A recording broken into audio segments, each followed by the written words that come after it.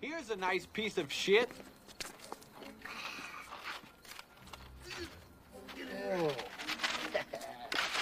My, oh my, wait till old man Clemens realizes it's the bag of shit.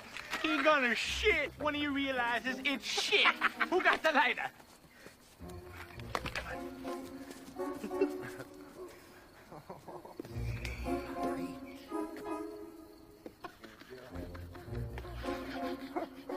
Light it.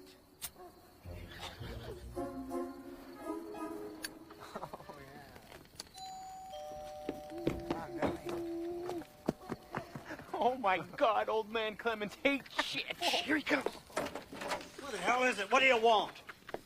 Sure, this priest barber is one of those flaming bags again. Don't put it out with your boots, Tad. Don't tell me my business, devil woman. Call the fire department. This one's out of control.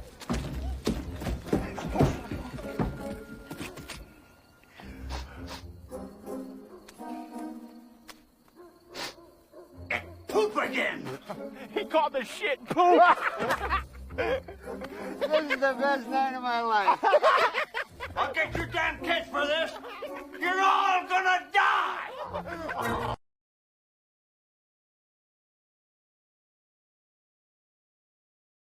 Hey, welcome to another episode of Team Record Fight. Hope you all enjoyed some home video footage of me and my friends in high school, because we actually did that surprisingly a lot to people. So, but anyways, I am your host, Jordan, the Shabadoo, the movie hero Anderson, and welcome to Best Adam Sandler Movies. This is one I've been wanting to do for a while. I grew up watching Adam Sandler movies. I watched Adam Sandler movies when I was way too young to be watching them. Showed them to my siblings, some of them that were like literally like 4 and 5 years old, that were like definitely way too young to be watching. But yeah, that scene's one of my favorites. Makes me laugh. But we'll introduce our panel for tonight. We have my co-host for tonight, Austin Pez Howell.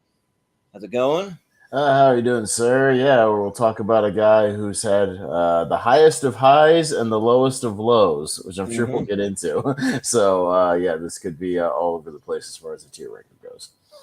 Yeah, he's very polarizing. Like, either love it or you hate it, I feel like, for a lot of his stuff. So, yeah. But we also have joining us Mr. JPO, Jordan Owens. How's it going? Shabadoo, I have it, who? I got quote from Billy Madison here. Lovely intro, Jordan. I'm glad you told us about all the crimes you committed as a kid. Right. Statute of limitations are over for you. Because Storm, we got him. Yeah. Well, we almost burned my best friend's girlfriend. We lit one on her porch, and her porch was made of wood, and that stuff burns a lot. It's very flammable. When you put it in a bag, flames get big. It's a little sketchy, but yeah. That sounds dreadful. Yeah, because they wouldn't come to the door too. We rang the doorbell and we ran, and then like I was sitting there honking the horn over and over because I think that one had already gone to sleep for the night. so yeah, that's a pretty shitty thing to do. Yeah, right. Don't you know that nobody answers their door anymore? We don't do that shit. We have ring now. Right. Well, this was back in 1972. Yeah. Yeah, it's back in like the late 90s, early 2000s. We were doing that stuff. So, but anyways, we'll introduce the rest of our panel. We have Mr. Papa West in the house. How's it going? Doing good. Already peed my pants just in preparation for this because I am cool. Yeah. Well, then peeing your pants is cool. Consider me Miles Davis. Yeah. Ooh, that was the grossest thing I've ever heard in my life. Let's bring in Jacob Barber. Hey. Being a man that peed their pants. How's it going? What's up? Peed my pants for 23 days. I mean, it's a new years. I mean years. Yeah. Even then, that's just yeah. Yeah. Spoiler alert: peeing your pants is not cool. That movie is a lie. Yeah. Tip for any of the kids watching: if you ever approach a urinal in a dream, don't use it. Yeah, do not use it because it's bad news in real life. Anyone have dreams when you gotta pee, but then luckily my dream self, the bathroom's always like clogged or busy, so I never get to do it. Yeah, like the door's locked. Yeah. Yeah. Yeah. And we might have one. Well, we will have one more person join. And Brian just sent in a thing. He's going to be here in about 15. But we'll go ahead and we'll get started. So, Austin, you want to break it down and tell everyone how it's going to work tonight? While I bring up the tier ranker. Yeah. So it's tier ranker tonight. So how that works is Jordan will line us all up on the side over here. We'll bring up the tier ranker chart. We've got all different grades. We've got S for superior. That's the best of the best, the top of the top. And then we've got A, B, C, D, F, like grades in school. And also a haven't seen category. We need at least 3 people on the panel to have seen it in order to qualify it. We pretty much have just about every Adam Sandler appearance you can think of on the list down here. If you in the small cameos, movies, even his little side parts. But we'll be going, for a top 10 of the career of Mr. Adam Sandler, along with 3 honorable mentions. And we'll see if we sometimes have to pull those from the A tier or they're all S tier, whatever it ends up being. But we'll go up and down. Everybody will nominate a movie in order, and then the rest of the panel, everything about a minute or less. Agree, disagree. Where would you rank it in the oeuvre of Mr. Adam Sandler? And we'll come to a consensus and see where the average ends up. So if we get a couple A's, couple of B's, couple of C's, then it'll end up right in the middle in a B. So, is Shakes the Clown on this list? It actually is, I think. No, I actually left it off because he's got such a minute part in that movie. Like it doesn't. I don't know. Well, you did leave on the first Deuce Bigelow where he's an uncredited voice. But, no, that's fine. Shakes is my only thing I haven't seen. Otherwise, I'm 100. And Dirty Work, where he literally is on the screen for 3 seconds as the devil. So you didn't really go by a certain rule there, Jordan, but that's fine. Well, at least like Deuce Bigglow's kind of watchable versus Shakes the Clown. I'm just saying, don't go by screen time because then there's other ones on here that should be taken off. But if you go by notoriety, then variety, Deuce Bigelow. No, we're not really going by screen time. No one nominated the first one. Stuff. Yeah. but yeah, so and I don't have a list for everyone to see, but just go to IMDb because it's literally anything he's ever done besides Shakes the Clown, but anything else. So you can just nominate anything. So we'll start at the bottom, and this time, Papa West, you're at the bottom, so you're up first. So which one you want to nominate? Jordan, I'm always on bottom. Whenever you have me. Keep scrolling. I'm gonna go with my personal favorite because why not? You can go ahead and stop. We're gonna go with the football classic comedy, The Waterboy. Most of his comedies that are amazing are endlessly quotable. This is easily my most quoted movie. This is probably one of his funniest movies, where he plays Bobby Boucher. Anyway, that's the high quality H2O. S tier, The Waterboy. It's amazing. If you think differently, you're wrong. All right. Well, we'll see if anyone's wrong tonight. JPO, what do you think? I got love for Sandler. Mid to late 90s Sandler is nothing but hits for me. So Waterboy is in that time frame. But there's a few more that I think are S over this, though. This is a high A for me, Papa. Oh, all right. That's a can of whoop ass on you. Yeah. I'm the gato. Yeah. Jago, what do you think here? Yeah, no, I'll agree with S. I think of his 90s stuff, this is one of the movies that I enjoy more. I do think it's quotable. Mama says alligators are angry because they got all them teeth and no toothbrush. Yeah. And come on, Captain Insano. Let's go. Yeah. Shows no mercy. Austin?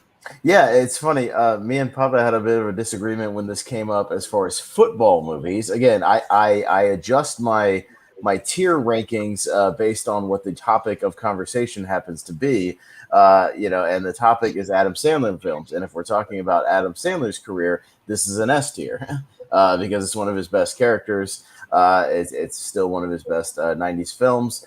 It's a decent, sports movie on its own. Great side characters. I think Henry Winkler damn near steals this movie. He's fantastic. It's good stuff all around. So in this case, Papa, since we're talking specifically about Adam Sandler films and not talking about the best overall football movies of all time, I'll give it an S tier. It was all sports in general. It's Yeah, definitely. I flipped when it was for sports. I think I did give it an S. Yeah. Yeah, you did. Well, David. yeah. It Well, wasn't after Joe Pez showed up and ruined it. yeah. Well, what your mama don't know won't hurt her. Can't So hurt. it's gonna go in the S tier for me because the Waterboy's awesome. I remember my theater experience when I saw the Waterboy and I saw it with my best friend Doug that passed away, but we were both huge Adam Sandler fans, and I just remember just laughing ourselves sick in the movie theater. So yeah, it's an easy S for me. So yeah. So they'll stay in the S, and then we'll go over to JPO. All right, let's go. Let's go to the same letter. Let's go all the way down. Keep going, baby. I think I know what you may be thinking. We're going Wedding Singer. I'm gonna vote. Give my maybe 30 movies from now. The Wedding Singer is my S vote tonight. My first one anyway. Hey man, I love comedy and I also love a little bit of romance here. And sometimes the Sandler chicks get kind of overlooked. You know, Katie Holmes and Manuel Shigri. But this is a great two-hander here. You absolutely fall in love with Drew Barrymore. You care about the humor here. This again, you talk about so many great quotes. His co-musician, "Do You Really Want to Hurt Me?" is the only song he knows here. Alan Covert is maybe his best part. His buddy that's in every one of his movies here.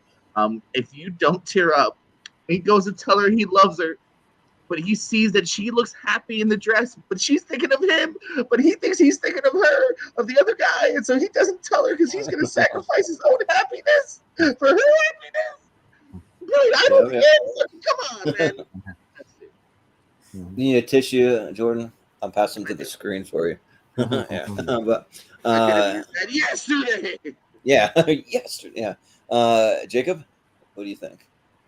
Well, I didn't tear up, but I did have some feels. I did have some feels at that moment. I'll agree. I'll agree again. This again of the '90s. This is. I actually prefer this over The Waterboy, even though I've only seen The Wedding Singer one time, and I watched it earlier. I watched it earlier this year because it was on the rom-coms championship. Because who knows more about rom-coms than this guy? Yeah. Answer is no one. You should. It's on the internet. It's true now. In touch with your romantic side, I guess. Yeah. I absolutely love the relationship between Adam Sandler and Drew Barrymore. And yes, you're rooting for them the entire time. You want them to get together. I love everything about this movie. I love the stuff on the airplane. I think it's a great ending. And yeah, I'll agree with S tier. Yeah. You happy, Jordan? You happy? He performs to this day. I want to grow old with you. Come on. Yeah. It's awesome. Don't get used to me agreeing with you tonight, Jordan, though. I'm going to pay you with meatballs. Austin? Yeah, it's one that I don't go back to a whole lot just because I didn't see it a whole lot on cable or anything growing up, but every time I do go to watch it, it's really solid.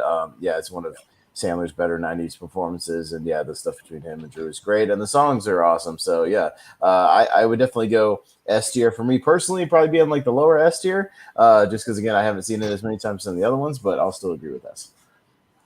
Yeah, well, we need some votes for Robbie Hart and Julia Gulia, one of the kind of funnier names in a rom-com, but yeah, this movie is very quotable, he's losing his mind, and I'm reaping all the benefits. So yeah, it's an easy A. I mean, sorry, S. I didn't mean to say S. Easy A is not on the list. Yeah, no, it's not. but yeah, but yeah, S tier. Not only is it a great Adam Sandler movie, it's just a great rom-com. If you're talking rom-coms in general, so yeah, S tier. There's a reason they reteamed these two more times. Yeah, right. Because it works. They have chemistry. But Papa West? Yeah, Jordan's just gonna skip. That's okay. Oh yeah. Well, sorry. it's gonna stay there anyway. Technically he's right. Turn. Yeah, you already had it. You can turn. Yeah. So I'm in a really weird spot right now because I can spite vote this to keep it behind the Waterboy. And you know how spiteful I am. That being said, JP, I will say I did not tear up at that scene that you mentioned, because because I have seen almost every single Adam Sandler movie. I have a couple blind spots. Funnily enough, The Wedding Singer is one of my blind spots. I actually haven't seen it yet. Oh, all right. Fucking get to it, Jacob. How many times have you seen Lord of the Rings? Fucking get to it. 24 times now. Love you, buddy. How many times have you seen Eternal Sunshine and skipped But I've movies that seen you Wedding haven't seen? Singer. I'm not in this conversation. Yeah. We'll apply this to any other movie that you haven't seen. Yeah. What? One of the Indiana Jones? Yeah, I said it. I'm done. Yeah. Well, Get to it.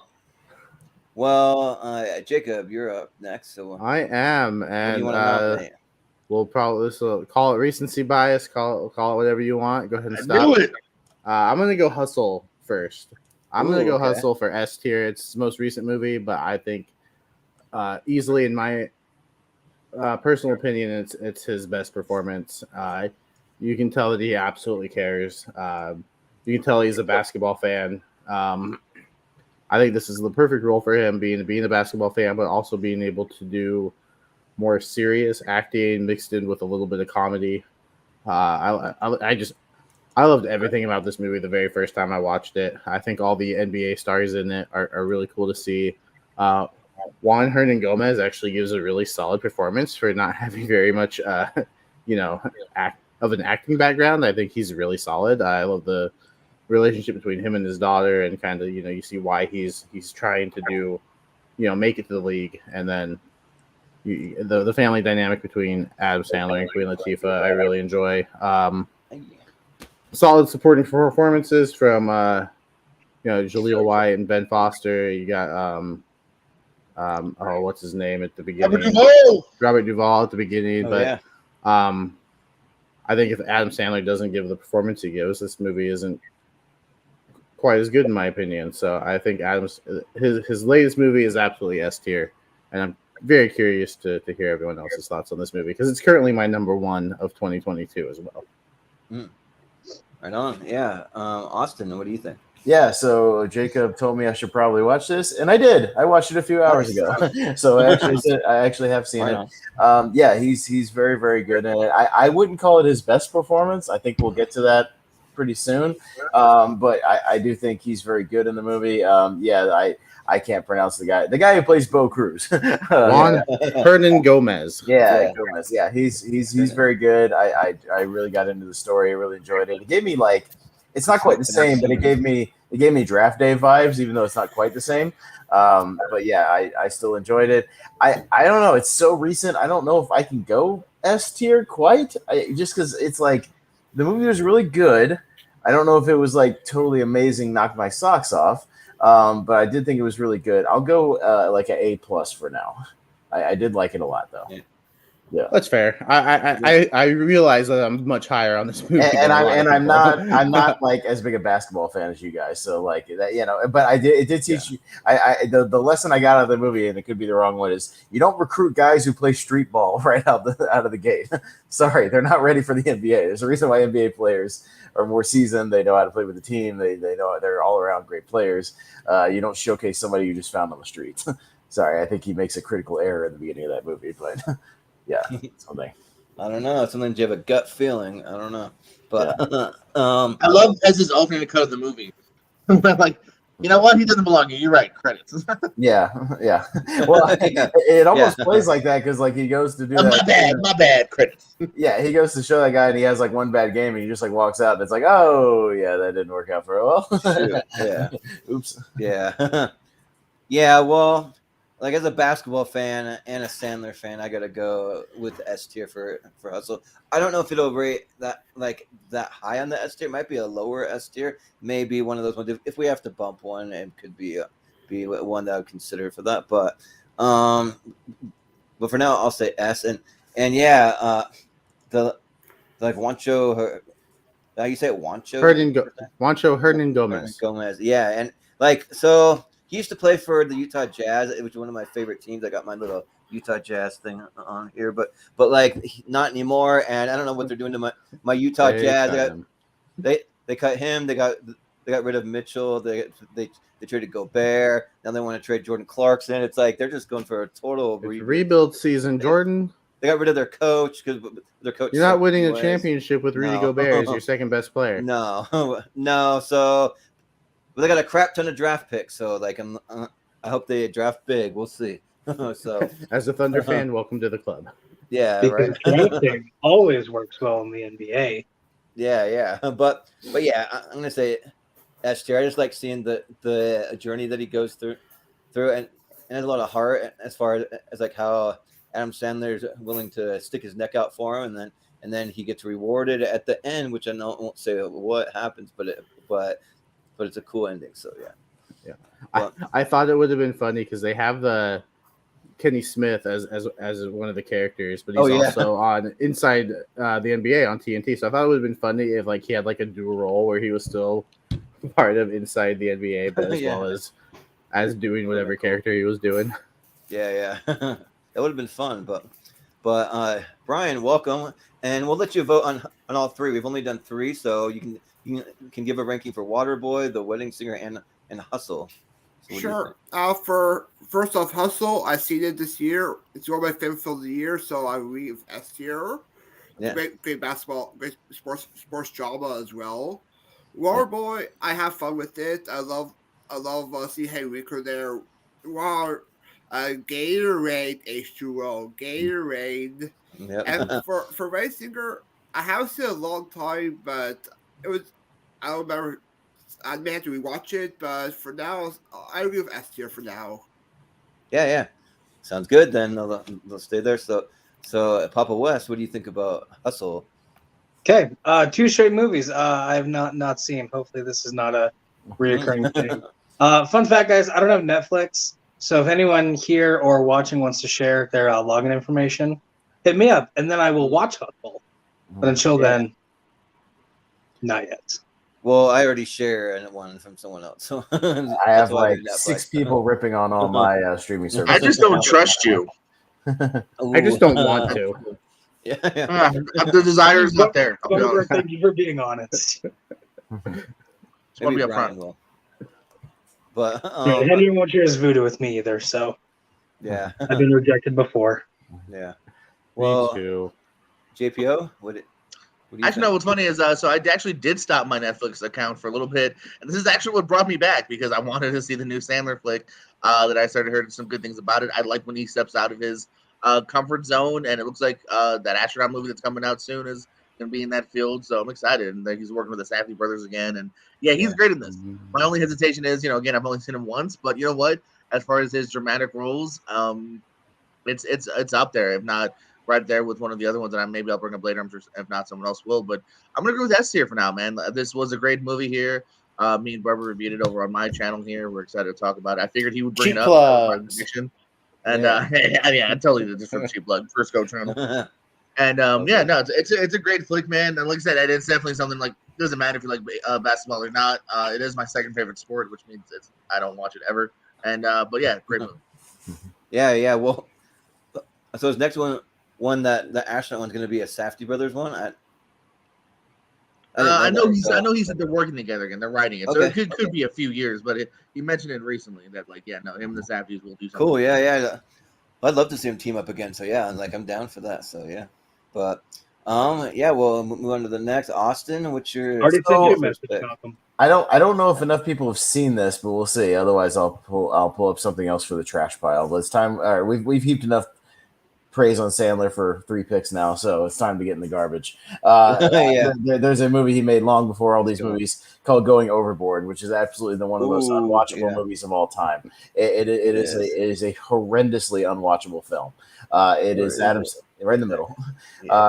It is him like talking to the camera, doing some kind of gig on a cruise. I don't know. Every time I've tried to watch this movie, I cannot make it past like 40 minutes. It is grating. It is irritating. It is poorly made.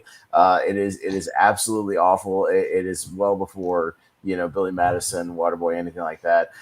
This is easily one of his worst movies he's ever made. I know there is more recent stuff that's like more well seen. I know not everybody has seen this, but it might be, in my opinion, his absolute worst film, just because there's nothing entertaining or redeeming about it. So Going Overboard, F tier, awful.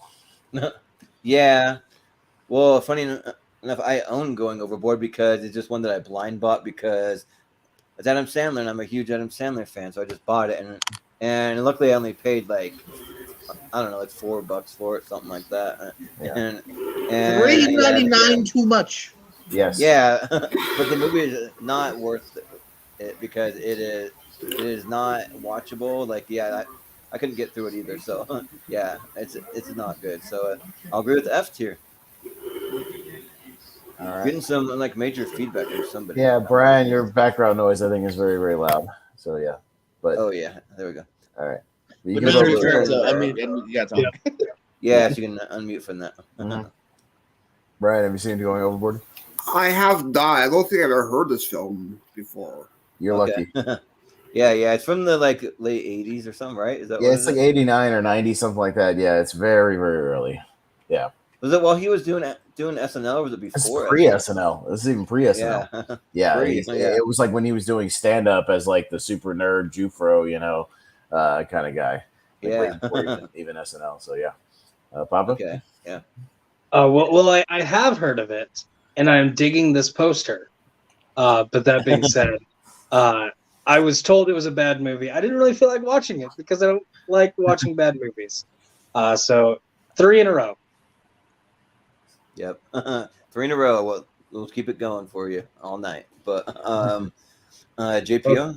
No, this is a bad one, and this is almost barely a movie bad. Like, there's Netflix bad, and then there's this, which is like low budget, almost an infomercial. There's a scene, I swear, it's like a long shot of him walking stairs, uncut. Because there's no jokes happening. They're trying to fill out like the 70-minute runtime, and it still can't even do it. Like it's that. It bad. is short. Yeah, it's hard to become feature length. Yeah, this thing's bad. And what's funny too about it is I really hyped it up because I remember seeing it on the Blockbuster shelves, and it was R-rated. And I was a kid, so like my mom wouldn't let me rent it. So for years, I'd be like, one day Going Overboard, one day. And then I finally like snuck it past over my dad probably. And I was like, this was not worth it. All the fucking hype for years going, one day I'll get to you. And then finally watching it and being, what is this shit? Yeah, it's a bad, almost barely movie here. Yeah, F, it is. It's got to be an F. It's barely a film. Mm-hmm. Yeah. Yep. Jacob. Pass. Pass. Seen it? Yeah, I don't think. No. Okay. Yeah. I watched like 15 minutes of it and turned it off. Yeah, it's unwatchable. Yeah, So- that's about the right reaction to it. Yeah. It's unwatchable. Yeah, well, all right. If there was something lower than F. Right. We need something to fill out all these tiers. Movie category? Yeah. It's still there. Yeah. Mm-hmm. Well, I was gonna put like not an Adam Sandler movie for Mac, maybe if he's barely in the movie, but I was just like, he's in it enough. Although, no. Yeah, but yeah. Well, I mean, I got to go for the obvious one, the one that I hyped up for, going into this thing because it's my favorite Adam Sandler movie of all time. No, I got to go with Billy Madison. Like Billy Madison was the first Adam Sandler movie that I ever saw, and it was my favorite one from the very beginning, and it stayed that way the entire time of Adam Sandler's career. So yeah, this movie is just like super quotable from beginning to end. Like it just, oh man, there's just so many lines, and then like you throw in Chris Farley, you throw in Norm Macdonald, and throw in Bradley Whitford, like a bunch of the Brigitte Nielsen. Is that who it is? No, Bridget Wilson. Wilson, Sampras, who retired because she married Pete Sampras. So yeah, but not a bad gig. But it's a lot of fun, and also shout out to the score too. Like a lot of these like '90s movies, they just have like subtly like pretty good scores to it too. So yeah. So I'll say S tier for Billy Madison. Suntan lotion is good for me. You protect me. He. Brian. Easy as for me. It's about 138. I love the film. Do you have any more gum? Outdoor rules. Shampoo is better. So hot. I'll touch you high now. Yeah. Easy as. Chris Farley, the bus driver, perfect. No, they're on the bus. That even to see where they eat all the school lunches. Yeah. Yeah. Even shouts to the maid as well. She's like one of my favorite parts of the film. Yeah, you can stay home and help me shave my armpits. Yeah, gross. I'll go to school. Yeah, yeah. But Papa West, what do you think? Jordan, thank you so much for not making up 4 in a row, because that would be very. Fun fact: Bridget Wilson did Mortal Kombat and then didn't do anything afterwards, and that's why Mortal Kombat's not an S tier action movie apparently. But no, this just like the Waterboy. Killed in an OG last summer. Yeah. Endlessly quotable. This could be our milk. We don't have to tell nobody. Want someone to smoke sideburns? Junior. Yeah. One of the most used gifts also. Billy Madison, definitely an S tier. Well, someone with a slight bit of a stutter sometimes, like it gave people a great reason to make fun of me sometimes. Today, Junior, yeah, like I heard that one a lot. But JPO, what do you think? Is this movie an S tier? That is correct. Yeah, you take your shirt off. Love me, man. Absolutely, it's an S tier for me all day. Yeah, man. This was a big rewatch. Still is a rewatch here, man. For me, growing up to this day, I love it here, man. The relationships. You get your first Steve Buscemi collaboration, just crossing out that name, putting that lipstick on, shoot him in the ass at the end of it. Thank God I called that guy. You got the penguin. I got my penguin Funko Pop in the other room here. Oh nice. That's awesome. I see what's going on here. Yeah. Yeah, Bridget Wilson, between this and Mortal Kombat, how could you not have a crush on Bridget Wilson in the 90s? Yeah, it's just great, funny stuff, man. I love it to pieces. S tier. Yeah, sounds good. Jacob, what do you think? Man, this is where I get the what? Because I don't like this movie. Oh, I don't like it. I don't think it's killing funny. me. During the intro, I didn't laugh. I didn't even smile. Oh, like I didn't find any of it funny. I will say, of all of the scenes Jordan picked from all the movies, don't know if that should have represented Sandler, but that's just me. Yes, because I just like the old man when he comes. He was out, just confessing to crimes. That's all that was. Where he's like, Judas Priest, Barber. It's another one of those flaming bags again. I don't know. It just makes me laugh. Shut up, devil woman. Don't tell me what to do. Yeah. Don't tell me my business, devil woman. Yeah. Yeah. But however, I recognize that Sandler fans love this movie. I recognize that they find it quotable and it's one of his more iconic roles. So I won't crap on it too bad. And it's not like a tier or two better than worse, or like it's more than 2 tiers better than Going Overboard, which is why I will give it a B tier. A B, okay. Yeah. Well, maybe you're more a fan of like his dramatic stuff, you know. So who knows? Well, I gave The Waterboy an S. Yeah, sure. So, but Austin, it's fine because when there's overwhelming S's, it can overwhelm a dissenting vote. Because I'll also give it an which S. is why I'm not going to fight it too hard and just go B. Yeah. At It's least above Hustle. So. Yeah. So yeah, it's great. It took me. Hold on, Hustle got 5 S's and an A, if I'm not mistaken. Oh, yeah, that's right. It just got an A. So, well, according to Jordan math, with shit, 4 right. According to my math, they got 7 S's and 2 B's. Hey, Jacob, that when there's a bag of shit in your lawn, you're gonna know what? Yeah. Joke's on you. I don't have a lawn. Yeah. Oh, who's that put shit on the lawn there? Well, just watch somewhere outside your building where you live. He's gonna put it right at your doorway. Yeah. I'm on the 2nd floor. I don't care. I bet you thought, dude. Anyway, Austin, what do you think about Billy Madison? Anyways. I just wanted to also shout out the fact that I didn't put together for a really long time that Billy's dad was also the dad from A Christmas Story, Darren McGavin. Just for some reason that eluded me for a really long time. I just never made that thought connection. about that. Yeah, I mean I do now, but it took me a while because he's great there. Are you some damn fool? Just like when he just snaps, like he's really fun. The whole cast is great. Everybody that kind of shows up, all the Sandler regulars. Who doesn't? Love the iconic, I award you no points and may God have mercy on your soul. Like it's one of the great monologues of all time. It's so great. What you've just said, like it's great. It's awesome. So yeah, Billy Madison, I had it on VHS when I was a kid, along with another movie that I'm sure we'll bring up very, very soon. Watch it over and over again. Yeah, it's good stuff. So I'll give it an S. Yeah, that Sure. scene where they're doing the academic decathlon and like they're like trying to cook something, and then like Eric, he lights himself on fire. He's just sitting there laughing and just laughing over and over again. Yeah. Yeah, well, you know what's odd? so When they good. show that on TV, they edit that out. Really? Yeah, like he just like it just shows the pie getting on fire and then just cuts to Billy just clapping. Like it doesn't show him on fire because it's one of those weird things when you see it like on video or DVD. Like there's stuff that they edit out, like that scene on cable. Obviously, they never talk about the shit. They just cut to them like laughing. Oh like, yeah, around.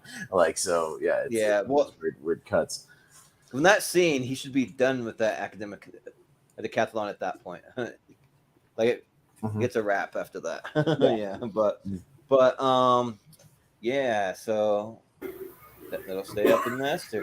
So, and then we're to Brian. So you have your first pick. So what do you want to go for?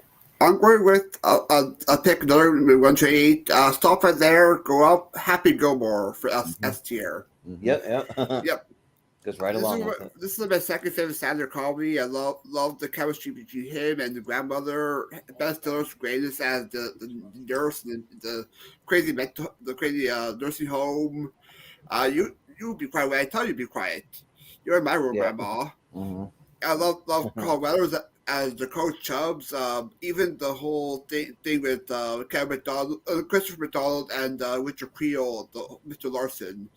And it's one of my favorite watches for comedy, so Happy Gilmore for S tier. Yeah, sounds good. Papa West, what do you think? Just tap it in. Happy Gilmore, obviously. S tier. I believe it's also canonically the best sports comedy of all time. Yeah. Pretty sure that's canon. I agree with that. Yeah. Yes, it is. But Jordan, what do you think? Yeah, comedy wise, this would have been my next S tier as well. Absolutely, that back to back. Was it 95, 96? Sandler years. Come on, man. What a big intro here. I mentioned before my Chubbs, Funko Pop. That's another one in the room. Bob Barker, Price is Wrong, bitch. Well, yeah, love Christopher McDonald. The fact that I think on was a cameo, he's under Shooter McGavin because I think more people were requesting that than his actual name, so he just went with it. Yeah, that's where the money was coming from. Usually he'll just throw like a scarf on for his cameo, so he looks more douchey, as like Shooter McGavin, and just do the cameos as that. I've seen a preview of some of them. Yeah. He looks like MJ. He looks like MJF. He should play MJF's dad on TV. Shooter McGavin. Yes, there you go. You got the money, Tony Khan. Make it happen. Yeah. And my dad, Shooter McGavin. My dad, Shooter McGavin. There's a great documentary where it's a faux documentary about like MJF's upbringing and like how he lies about his football and everything. They should really like redo that with like actors and everything. Like anyway, yes, S tier for this, absolutely here. Great intro too. I love even the intro when he's breaking up and the old Asian lady comes in at the end. And I love the movie. S tier. Yeah. I wanna kiss you all over, Jacob. over it. I wanna kiss you all over. Dude, when he just straight up licks the speaker, he's like, It's one of the It's great. But Jacob, tell us why you don't like Happy Gilmore. Hey, I do you like, know what breath is? I do like Happy Gilmore. I think Happy Gilmore is really solid. It's got some fun. Oh, sorry. I thought you were Malcolm Lay, and Malcolm Lay was about to put it in the F tier. That's a good thing he's no, not. I mean, how can you put the best golf movie in the F tier? Yeah, he would. Yeah. And I'm not saying that as a joke. Like, I honestly think, like, I haven't seen very many it's the best golf movies, but yeah, I'm sure like this is towards the top of the list, and I say that sincerely. I think it's really great. I think he's funny. So yeah, like S tier for Sandler, also S tier for Ben Stiller supporting performances because he is fantastic. Yeah. Austin? Yeah, I watched this movie a ton, had it on VHS, watched it over and over again. There's things you appreciate also as an adult that you didn't appreciate when you're a kid. Vern Lundquist, the actual real announcer, like who plays the announcer in the movie, he has just some subtle, like funny lines where there's an opening where he's like, quite a large and economically diverse crowd here at the Michelob Invitational. Like, it's just a funny, like, his little signs he makes on the crowds and stuff. Who the hell is Happy Gilmore? Just like he's a delight. He's fun. Yeah, I love Richard Kiel. Jaws from the Bond movies, showing up as his boss. He's a lot of fun. Lots of great little side characters and just a good sports movie. Yeah, it's a movie that makes you actually give a shit and care about golf. So, I mean, if you can do that in a movie, props to you. So, yeah, S tier. Happy Gilmore.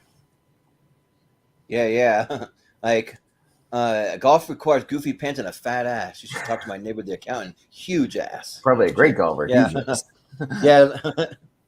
He's like, if I had to dress like that, I'd kick my own ass. Mm-hmm. Yeah. But, oh, yeah, Happy Gilmore is great. Like, it's right up there, top like 2 to 3 Adam Sandler movies for me. So, easy S tier, for sure. And shout out to I forget the actress, but she plays the mom from Modern Family, who's like his Julie Bowen.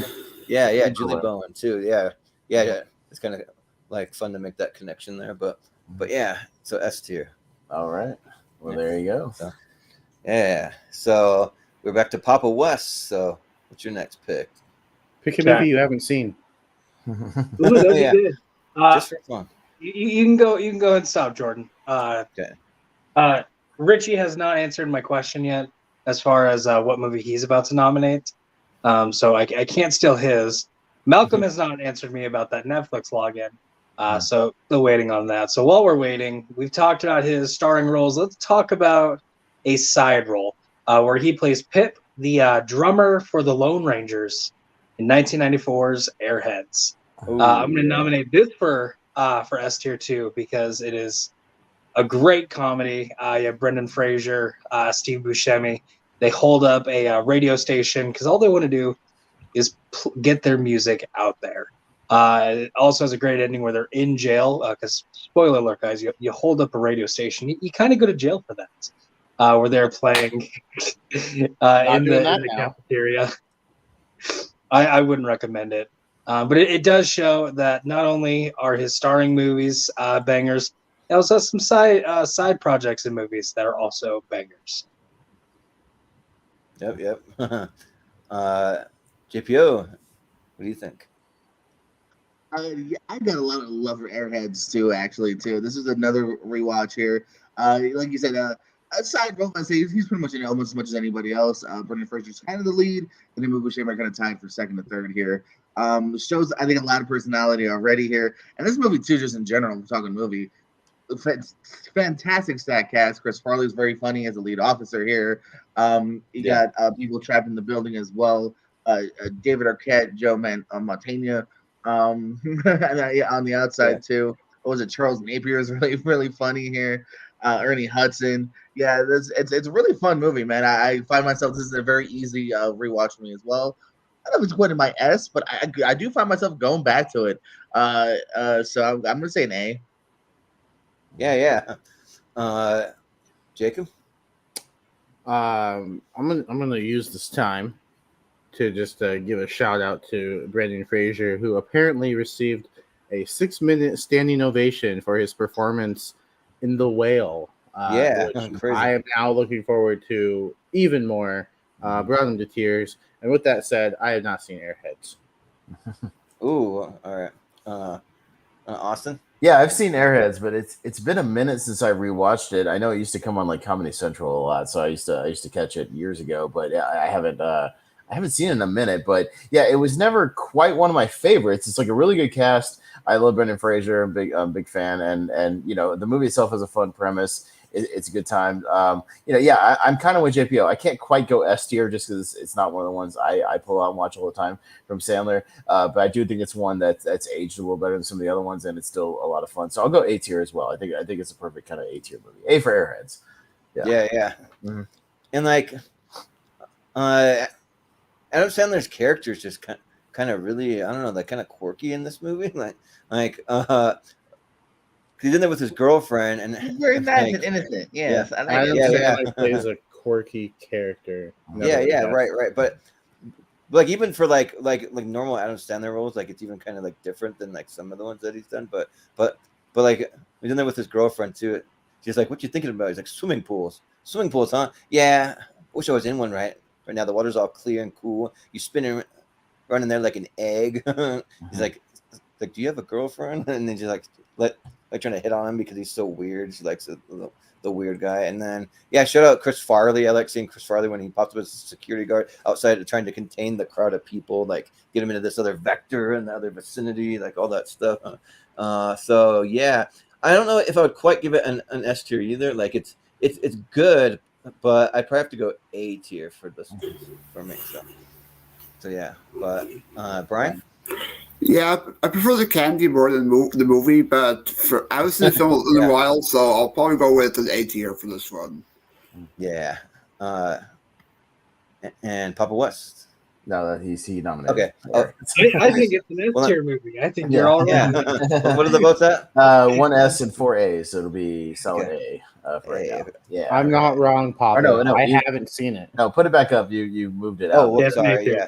For some reason I thought it was there, and then everything got shifted. Yeah, it got shifted, but All right, we're back to Mr. JPO. What do you want to nominate next, sir? Yeah. Alrighty, go down. Go down, boy. A little more. Oh, yeah. All right, thank you. Now you can stop. I'm gonna go with another dramatic performance here, relatively more recent one as well as Oscar snub, Uncut Gems. Let's go for an S tier for some uncut gems. Made by the Safdie brothers here. I mentioned before, legitimately go out of your way to see his Independent Film Spirit Award acceptance speech. It's hilarious. I love this man. Like I said, I feel like he is a completely different human being in this. You don't see. You can see the characterness of it here. You can see that he loves to delve into a character here. But I think the movie is at a breakneck pace. I love it here. If you haven't seen Good Time as well with Penson, that's a great performance, a great movie here. On the edge of your seat till kind of the very end. Kind of a shitty character, but a shitty character you can't take your eyes off of. Uncut Gems. Yeah, for sure. Jacob. Yeah, I'll echo everything JPO just said. I do think he was an Oscar snub. I mean, I know 2019 was a little bit stacked towards the top of for the lead acting performances. There are some really solid ones, and I can't say confidently that I take any of the 5 out for Sandler, but he'd be easily the top 6, and if he if anyone was out of the 5, he would be inserted pretty easily, I think. Yeah, it's just it was a different Sandler performance than I was used to seeing because he was doing all those he was doing comedies and then he comes out with this and it's something different and he absolutely killed it. It's very, very anxiety driven movie. Like you definitely feel it when you're watching, but you can't take your eyes off the screen. Like the Safdie brothers are making some good movies. This and a good time. I can't wait to see what they do next, and I can't wait to see what dramatic performance Sandler does next either. Like between this and Hustle, I think he's on a good string of dramatic performances. So I agree with S tier. Yeah, sounds good. Austin? Yeah, it's funny. I saw the movie in the theater, and I own the Criterion Blu-ray, but I'm afraid to put it in because I don't want that anxiety trip, of going through the movie again. Yeah. I'm afraid to do that again, just because I was gripping my seat when I saw it, oh my God, we're making such bad decisions. Stop it! No, go invest that money right now. No, put it in the seat. What are you doing? No, stop betting. Stop it! You just want to hit him. He just kind of had an unfortunate thing of that year. That acting category was stacked with DiCaprio and Joaquin and Adam Driver. It was just a lot of really good performances. Had this movie come out a year before, I think he would have had a shot. When Rami Malek won against Christian Bale and Vice and Bradley Cooper in A Star Is Born and stuff, Viggo Mortensen. Had it come out a year later. Yeah. I mean, or even a year later, I think he would have had a better chance. He had the 2020, if it had squeaked out, but it wouldn't have been, a lot of people wouldn't have seen it. But, I think it was just bad timing. But he's really great in it. I'm glad he at least got that Spirit Award. It's easily I think it's his best dramatic performance. Yeah, he's just so good and playing this it's a very quirky kind of character, but he's very, very good in it, and I think he plays that neurosis and that anxiety very, very good. So yeah, it's an easy S tier for me. I think this is top 3 for Sandler as far as if we're talking about his career. I think he should be way up there. Yeah. Shout out to that poster too. Yeah. Yeah. But yeah, I would agree with everything that you guys said so far. And yeah, the poster is like literally the only poster I can find, but it's a good one. So I mean, why not use it? But and yeah, just like you guys said, just on the edge of your seat the entire time, just kind of gripping the armrests and I always like to shout out my boy Kevin Garnett, but like even like beyond just being a fan of his, I thought he even gave like a pretty good acting performance for just like an athlete in a movie who doesn't ever really act. So yeah, like him getting pissed off about the diamonds and trying to get it back, and then like near the end, like when the whole scene where they're like in his like jewelry store, but they can't open the like door because there's like a security button or something that's not working. Man, that just gets me on the edge of my seat because they're getting pissed off and all that stuff. So yeah, it's definitely an S tier, and yeah, I think he could have been nominated easily. So yeah, S tier. Brian? Yeah, I would agree with the others. His S tier wasn't his best dramatic performances ever. So, and I agree with S tier is perfect for him. So S tier for me. Mm-hmm. Yeah. Well, Papa West. I actually watched this for the first time a couple months ago, pretty recently. And my favorite part of this is just how it depicts sports betting. I'm not a big sports bettor, but I do participate a little bit. And I've definitely had those moments where you get super nervous, you get really excited, come find out you cancel the bet early or whatever. The fact that the guy cancels that big one, I laughed because I have had that happen before. And then when he has the guys locked up in that little security room and they're listening to the game, his big parlay is that Kevin Garnett has to win, or the Celtics win the tip-off. Because I was actually really, really scared about that one. I did really enjoy this, even though I cannot stand his character in this. I want to punch him in the face every time he's on screen. But technology has not made that available yet. I'll go ahead and give it an S also. Yeah. Sounds good. Then it's unanimous, so it'll be kind of like right up, right there. I'll put it. Yeah, but keeping track. Behind movies that didn't get all S's, amazing. Yeah. Well, I don't remember all the votes. I don't know. I just know it's well, near the top. So. I've got. I keep track, Papa. It's all good. We'll sort that out later. No problem. We'll sort it out. The Waterboy got all S's, didn't it, or not? Did it not? Not quite. One A. Well, then, 1A. Well, then we'll do that then. Yeah. But Jacob, you're up next. So what do you want to go for? Okay, I'll go ahead and stop. I'll just bring up a movie that I like to champion. I think it's great. It's Funny People. Okay. I really enjoy this movie. Before Pez says it, yes, the wrong one. You definitely grabbed Bulletproof instead of. So, yeah, I had Funny People, and then it switched over. Like, come on now. Yeah. All right. Yeah, I can already hear Pez saying that this movie is a little long. Yeah, it is. And I can agree with that, but I still I absolutely love this movie. I think it's another one where he can, do his comedy, but also dramatic. And I think Seth Rogen and Leslie Mann are really good at supporting characters in this. Eric Bana, I think he's great. I love all the stand-up comedy to it. This is one of the few movies that I can stand Aziz Ansari in. Because other than that, Randy. And it's just. I think it's great. I can turn it on and have a good time with it. And so for me personally, like I have it in the S tier for Adam Sandler, but I absolutely understand the criticisms it gets, and so I don't expect it to stay there. Yeah. Well, Austin, what do you think? Yeah, it's one of those things where I'll defend the movie overall, Jacob, as a good movie. I do enjoy the movie overall.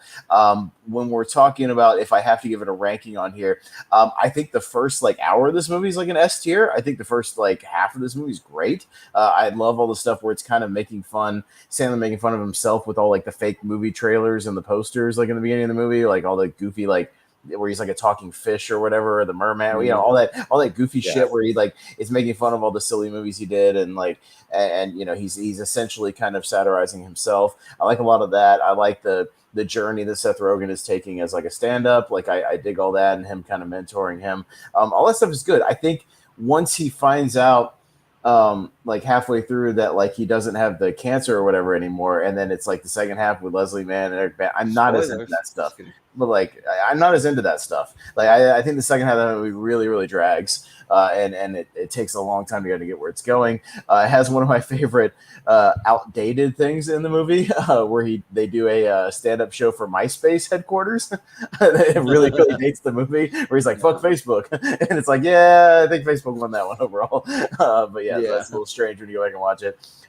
So I don't know. That first half is so strong. I'll still go A, but I'm tempted to go B just because like that second half just drags so much. But I will say it's still one of Apatow's better movies. So I'll be a little generous and I'll give it an A, at least.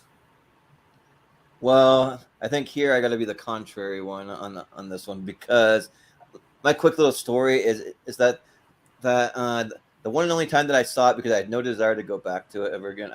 I was camped out the very last time I ever camped out on a Black Friday in Idaho in November, and it was 5 degrees outside all night. I was freezing like to death, so I had this heated blanket on, and I was in a big long line of people at Best Buy to get a cheap laptop, and I got it, but I didn't have a laptop before that, so I had a portable DVD player, and I just brought a bunch of movies. Today, Junior. Yeah. And I tried to watch Funny People, and like for a movie called Funny People, nobody's funny in it. Where are the funny people in it? It just didn't make me laugh. Like I was just bored. Halfway through, I just turned it off and I put something else on. I couldn't do it. So I really didn't like it. I gotta say D. Sorry, I just don't like this movie. So, but Brian, I'm surprised Jake Joe didn't nominate this one, since he's a stand-up comedian. It's about stand-up comedy. But for me, I quite enjoy this film a lot. It's another one, my 138. I enjoy this film a lot. I love all seeing cameos with Norman Donald and Kessler Sermon in this one. And the last half with like him with Leslie Mann, not my favorite, but for the first hour and 30, I quite enjoy it a lot. So I'll give it an S. S, okay. Shout out to Eminem and Ray Romano. Oh yes. Yeah. Wanna fuck me, Ray? Yeah. Well, Papa West, what do you think? I just read something saying that Tom Brady and Gisele Bündchen might get divorced. So Gisele might be single. I'm gonna need a minute. I just traded him in my fantasy league. Gisele was waiting till he got his contract extension so she can get more money. Yeah, exactly. So Giselle's available. So I will be leaving this to try to chase that. But that being said, Funny Gisele. People, another one of my blind spots. So yeah.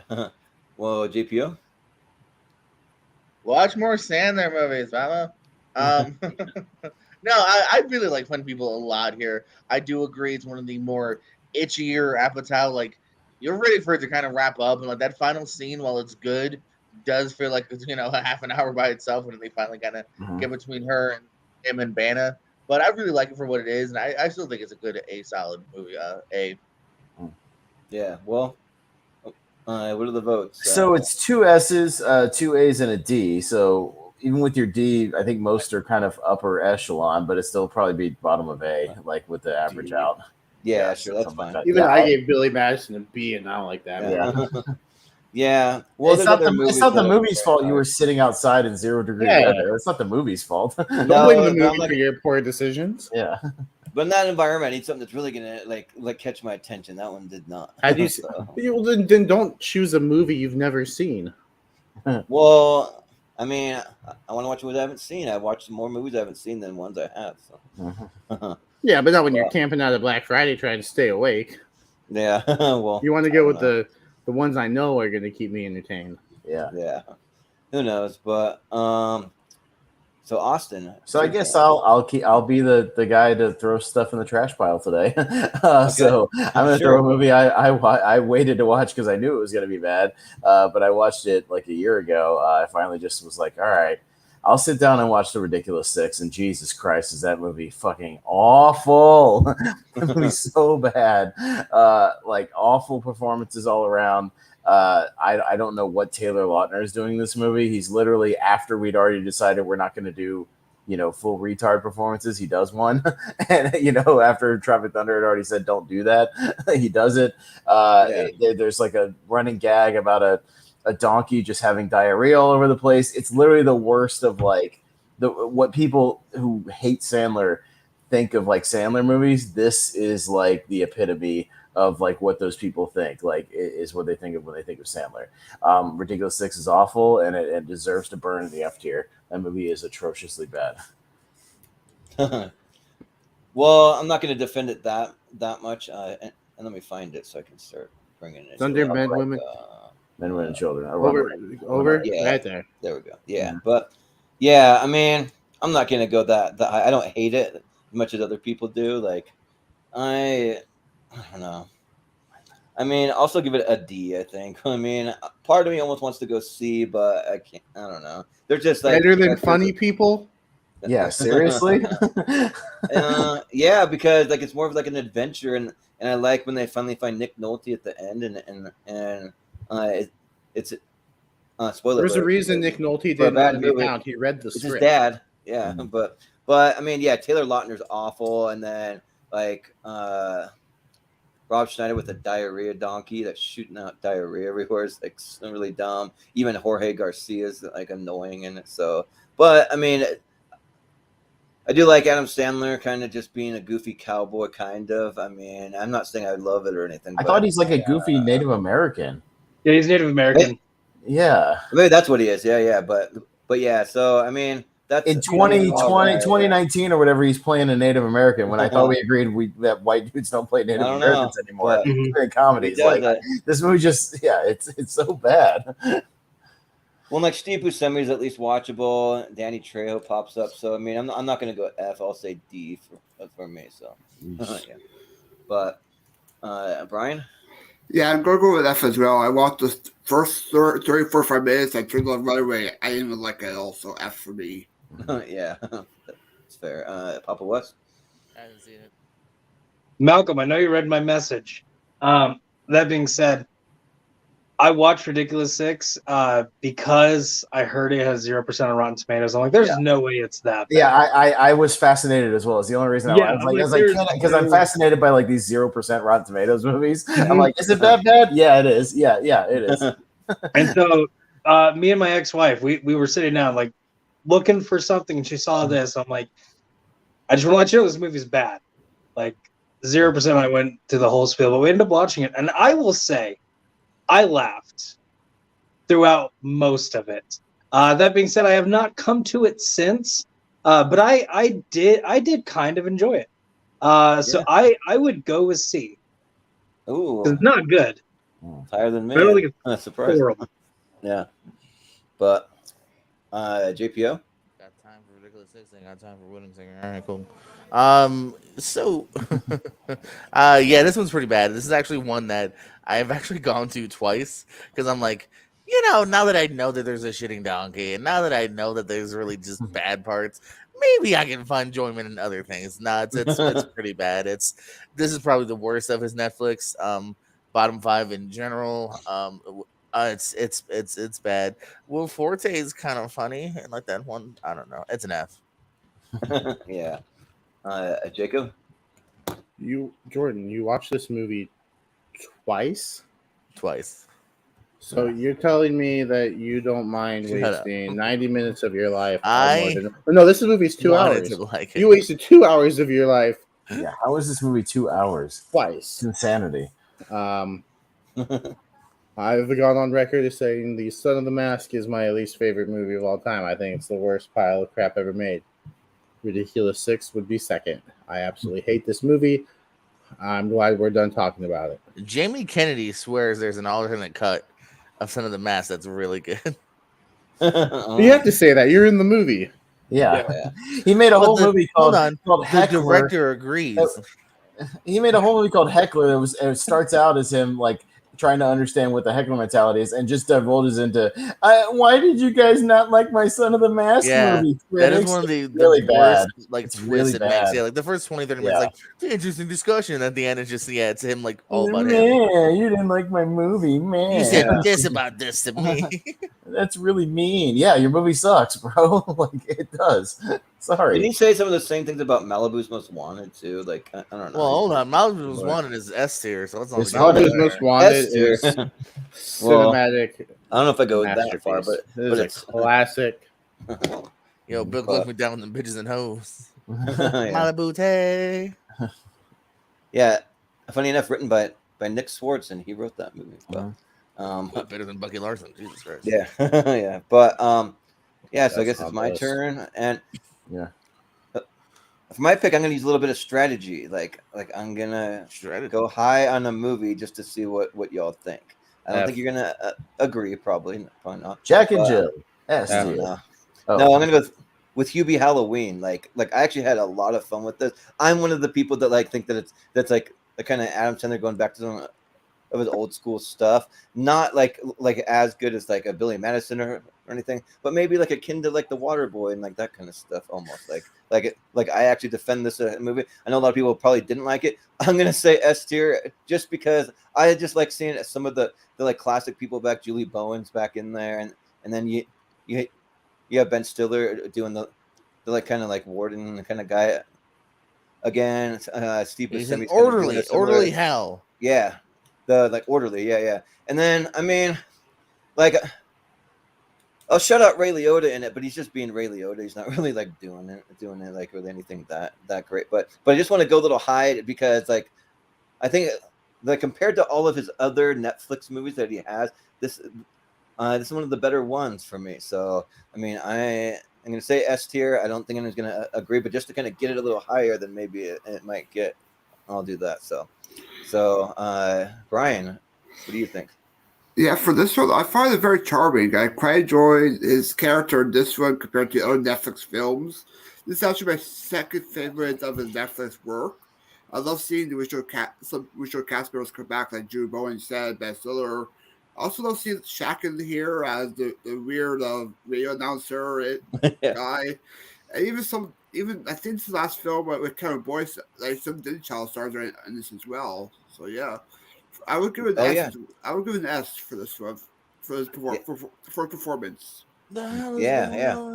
Papa West. Yeah, let's go. Fun fact, guys. Still on Netflix, so. Haven't seen it. I've not. I'm gonna save $15 and have a really crazy month. Yeah. Well, all right. Well, JPO. Listen, is it one of the better Netflix just straight up comedies? Maybe. There's some charm here. I definitely popped like a schoolgirl seeing Ben Stiller in the opening 5 minutes, and then it went downhill. It's kind of a sloppy film here, and there's moments of laughter here, but it's not one that I'm gonna attrition in an S tier for me. And so because you guys overrated it, I would have said B, then I went down to a C, and then because Brian agreed with you, I gotta go to a D because we gotta level this out quickly. Okay. Level this out quickly. Well, if you think of it like along the lines of like an Ernest Scared Stupid kind of along that tone, like that's what kind of makes me like it a little bit. So a little bit maybe more, at 31 I wanted something else. Sure, yeah. But Jacob, what do you think? I'm in agreement with JPO. I never thought I'd say that this many times on a stream with him. Jacob's gonna Da Vinci Code himself later just with the whip. You said that you were to Jordan too much. Stupid. So yeah, I'll go D kind of to even it out because I don't think it deserves to be that high. Sure, yeah. It's fair. Austin? Yeah, sorry, Drew. I've never understood people that like love this movie. I don't get it. Like he's and this movie came out a year after Uncut Gems. It's like, bro, you just did Uncut Gems, and now you're like going back to this, like the thing everybody kind of like doesn't like you for. it's throwing like everything at the wall to try to see what sticks. It's one of those Netflix movies, much like Ridiculous Six to me. Like it's not as bad as that, but like it's just throwing cameos out there and characters and throwing stuff at the wall and just like trying to see like that's what I meant by sloppy. It is it's like just throwing stuff. Yeah, it just leaves things like sitting out for no reason. I don't find his character charming. I like the setting. I mean, I'm always down for like a Halloween kind of setting or whatever, but I think there's better movies to do that, like Goosebumps or something. I think there's just better movies to do that. So yeah, I'm in agreement. This is like a D, like at best for me. It's not as bad as some of those other ones, but yeah, it's not great. Yeah, but according to Rankum, it was one of the top 12 Ray Liotta performances. Yeah, that's a little out there. I wouldn't say that because even me, I didn't really care for Ray Liotta that much. But like I just like that like I think Adam Sandler, like he'll do it like a dramatic one and then do anywhere from like 1 to 3 in between, and then he'll go back to dramatic. I don't hate hearing him on a podcast earlier. Like I don't think he's ever going to change that. He enjoys making people laugh, so I won't knock him for it, but I'm not going to also like overhype the movie. Yeah, and he has FU money and like owns his own production studio, so he can do whatever he wants. Yeah, I mean Netflix gave him like for that deal, gave him like $100 million. So I mean, good for him for getting that deal. I'm not knocking that, but like I think some of those movies are pretty lazy. Yeah, he's just cranking them out. And for years, like in the late '90s, early 2000s, he was the highest paid actor in all of Hollywood for years. Yeah. So but yeah. So I guess with 2 S's and 3 2 S's and 3 D's, it's going to be C. Yeah, something like that. Yeah. Yeah, that's fair. Yeah, I didn't really think too many people would agree, but at least me and Brian are on the same wavelength. But all right, Brian, let's hear how you love Sandy Wexler and wanted to be an S tier. Yeah. Yeah, let's go with a good one. I'll bring up Big Daddy for S tier. Yeah. I mean, okay. A great film, great relationship between him and a kid he just found. I love the relationship between these two. How he first didn't want to have a kid, but ended up growing on him. The antics that come up with the Kangaroo song, McDonald's. Yep, even Rob Starr's great. It's a hippopotamus. You can all the easy ones. Yeah. So it's a great. It has great some comedy, some great drama. So it's some great relationship between him and Joy Lord Adams as well. So S tier for me. Yeah. Papa West, what do you think about Big Daddy? Screw you, Brian. This was going to be my pick. That being said, I have something against what you just said. You said he finds the kid. Actually, the kid finds him. So you're a little wrong there. So your vote doesn't count. No, the answer is incorrect. You are awarded no points. No points. And may God have mercy on your soul. That means that I do have to agree. This is another great one. The whole McDonald's not serving breakfast after 11. Well, it's actually 10:30. Is hysterical. Having a kid. Will somebody get the kid a Happy Meal? Yeah, right. That actually, when they don't have their way, they freak out. It's annoying, but hey, it is what it is. And then the part where he's at, I believe he's at child services. He's trying to get rid of the kid, and then the kid ties his shoes. You taught me that. Yeah, I did. No, I'm gonna hold on to him. I do have to agree. This is a very fun. I'd go S tier on it as well. Yeah, sounds good. JPO, what do you think? I'm in agreement with Papa here. This also would have been my next shout out here is Big Daddy. I've seen it in the last week just for fun here.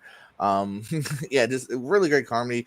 It kind of reminds me of Wedding Singer, and like they not shoehorn in, wrong word, but like they get in that heart, you know what I mean, at the end. But I can wipe my own ass. Like the fact that like you're literally like having feels over a kid saying he can wipe his own ass. I think shows you the relationship between them worked here. Yeah, I think it's a pretty funny flick here with just enough heart, and yeah, I'm gonna say S tier, my final S tier personally. Yeah. Jacob, what do you think? I'm also in agreement. I think this one has a lot of heart to it. I think Adam Sandler is great as kind of this guy who doesn't want to be a dad, and this kid kind of makes him grow up, and he really leans into that fatherly role. I'll just echo what everyone else has said already and give it an S tier as well. Yeah. Austin. This is bullshit. No, I'm kidding. This is a good one. Yeah. The game's called I Win. No. Yeah, I win. Yeah. How do you play? I win. Oh, yeah. This oddly enough is one of the ones. Yeah, I kind of agree. It came out a lot. I like the combination of the humor actually works in this. I think that all the supporting characters are fun.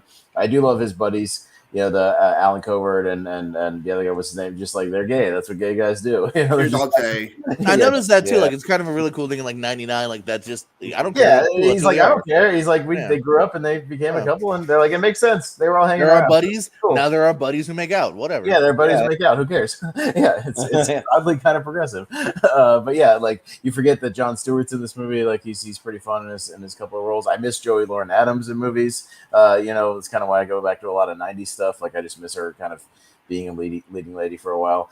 There's good stuff, and yeah, you actually care. It's one of his better kind of. It has a few nice little dramatic parts at the end. So yeah, I'll go. I don't know if it'd be at like the top. It'd probably be like a nice 7 or 8 slot for me, like S tier. But yeah, I'll go S tier. Yeah, I think I'm gonna say S tier also. Like Big Daddy's a lot of fun, and like it's one of the better ones for Rob Schneider. Like I like him as being like the delivery guy, like that just comes and hangs out at his house. I think it was Clank Call. Want some chocolate cake? Yeah, no, you order 3 cheesecake every week. Yeah. It was like I had a delivery in a building, but I think it was prank call. You want some chocolate cake? Yeah. Or like this.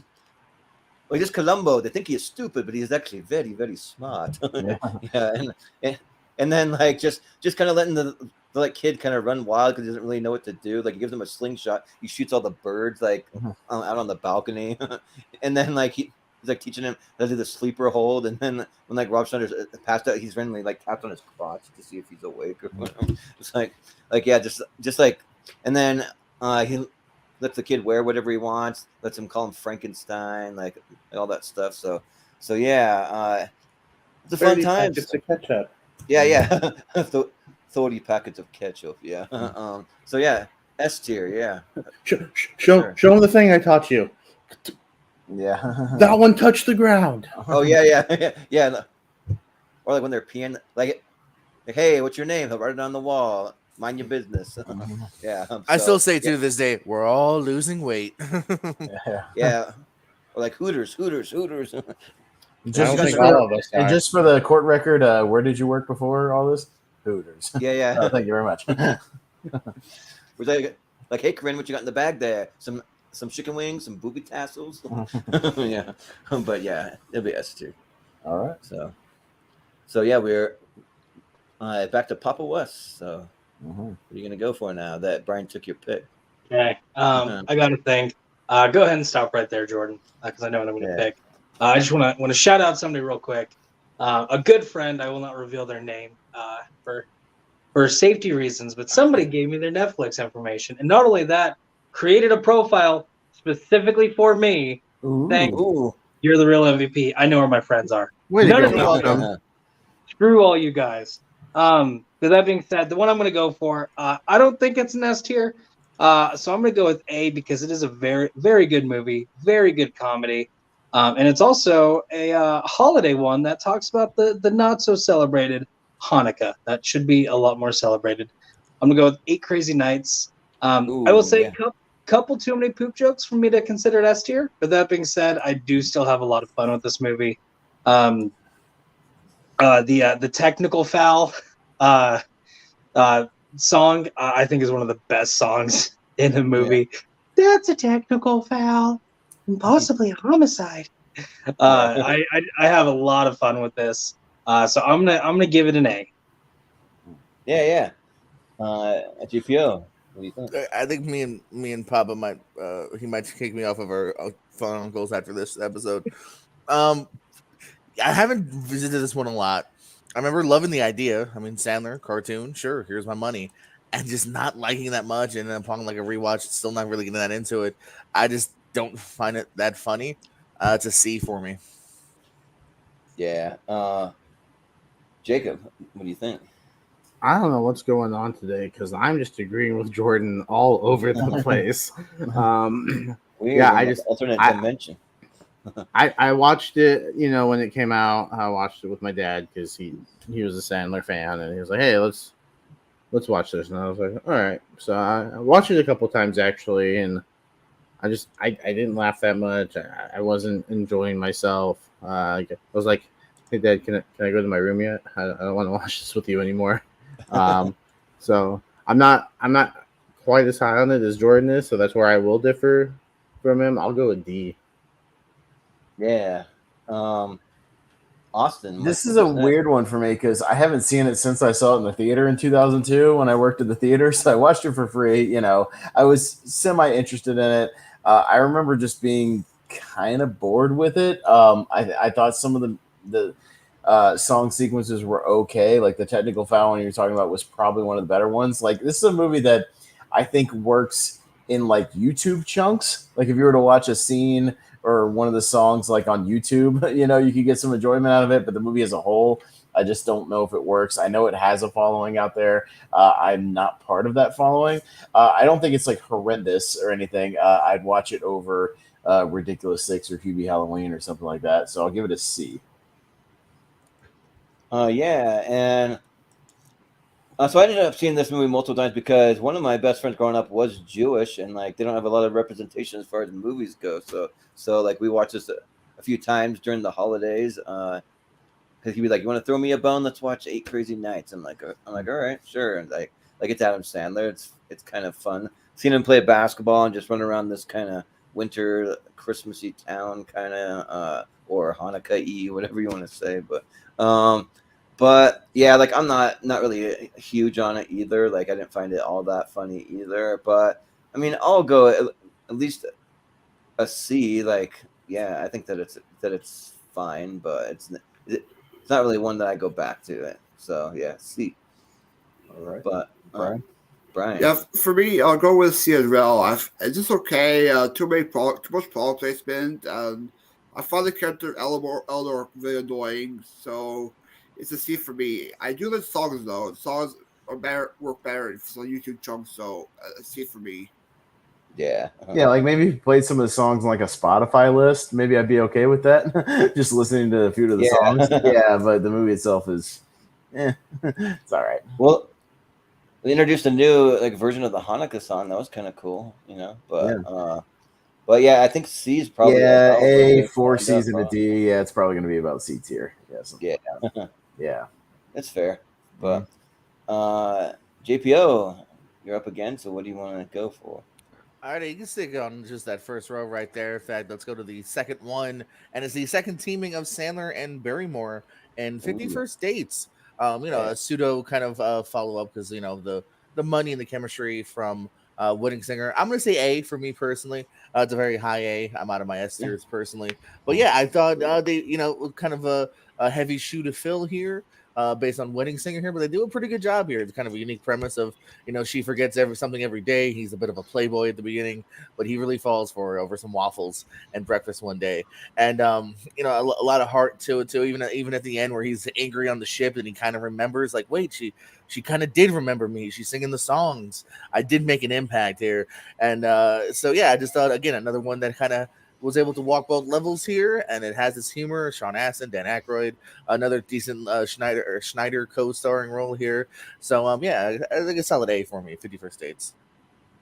Yeah. Jacob. I'm agreeing again. High A. I think Drew Barrymore and Adam Sandler are really great together. I think they don't quite get to the level of The Wedding Singer for me personally, but yeah, it's a great premise, Drew Barrymore kind of, forgetting that, so fitting title. It's like kind of like a Groundhog's Day, but, for one person, like forgetting instead of remembering. So it's an interesting premise. The supporting characters are all really great. Sean Astin, like it's great to see him in just about anything because he's Sean freaking Astin. So yeah, I'll go high A as well. Yeah. Austin. It's one of those things where I was like, if I had to watch one movie every day, like Sean Astin and Blake Clark have to watch The Sixth Sense like every night, like if I had to watch one movie every day, what movie would I watch? It was like, I don't know, it'd have to be something short. Something short and really watchable. It would not be The Sixth Sense. I feel bad for them. Yeah, 65-minute Dumbo. or like for me, probably be Tremors, because at least it's 90 minutes and it's fun. Yeah, honey, you love that short Pixar film that's 4 minutes, right? Yeah. Yeah. Your favorite movie is the short movie called Bow. Yeah. Bow. Yes. So yeah, I feel bad for them the most in the movie, having to watch that The Sixth Sense every night. But yeah, it's a fun little movie. Yeah, it's not quite an S tier for me either, but I give it an A. I like it.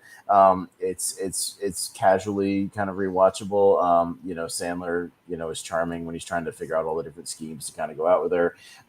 Yeah, and it's all right. So I'll give it an A. I like it.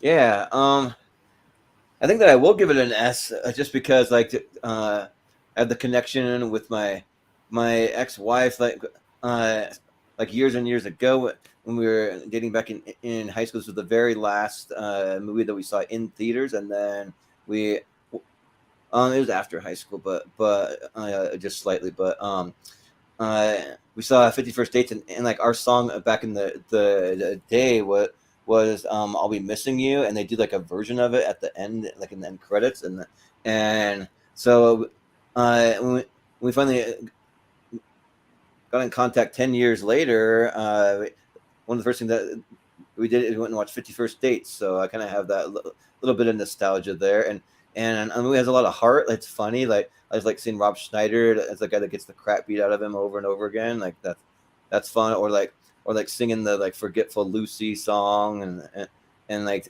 the heart for like someone to do that for a person over and over, like every day. That like in love with the person. So yeah, I'll say S tier. It'll probably end up being a lower S tier, but S tier. So, what, Brian? Yeah, I'll give it S tier as well. I actually enjoy this one more than Wedding Singer, to be honest. I love the chemistry. I love seeing Alan covered as 10 second time. Hi, I'm Tom. Hi, I'm Tom. Yeah. I even love the weird assistant he has in the zoo. I remember the person, the actress, but I quite enjoy her in film. Yeah. So, Papa West. I will say this is my favorite of the Drew Barrymore, Adam Sandler roles. Obviously because I haven't watched one of them, and not a huge fan of the third one. If it's brought up, we'll talk about that maybe. Yeah, not so much. No, I do really enjoy this one. I enjoy like his schemes to try to get Drew Barrymore to stop and meet him, especially like whenever he has the penguin walk up through the road, but she drops like a tape player or something, so she doesn't see the penguin. Or like, what is it? The one sequence where she beats up Rob Schneider with like a baseball bat or something. Yeah, baseball bat. Yeah. Like the attack thing. Yeah. Just like everything he goes through to try to get her to notice him, I find hysterical. Sure, why not? Let's throw it into S tier. Okay. Yeah. Well, we got. It's right on. It's right on the border. It's 3 and 3. So I think you can put it up in the bottom of S tier for right now, and we'll see if it sticks or bumps down. We'll see. Yeah, we'll see at the end. Yeah, if we get more S tiers, or not, it'll be in there. But all right, sounds good. All right. So Jacob, right? Yeah. Okay. All right. Yeah, I'll go with another one that I think is a high A. We had one Sandler animated. I'll go with another Sandler animated, and I'll go Hotel Transylvania. I think it's a fun take on like Dracula and all the monsters. I think the voice cast is fun. Like it's Sandler and his friends, but you got Andy Samberg and Selena Gomez in there as well. Not S. I put it high A. Okay. Yeah. Yeah. And I really enjoy all three of them, but I think the first one is easily the best for me personally. Just I think I like it. I think it's fun. I can put it on every Halloween season and just have a good time with it. So Yeah. Let's throw it in the high A. Yeah. Sounds good. Austin, what do you think? Jordan, this is his best Halloween movie. Is Hotel Transylvania. Maybe. I really like this movie, actually. Oddly enough, Jacob, I'm going to go higher than you. I'm going to say S tier for Hotel Transylvania.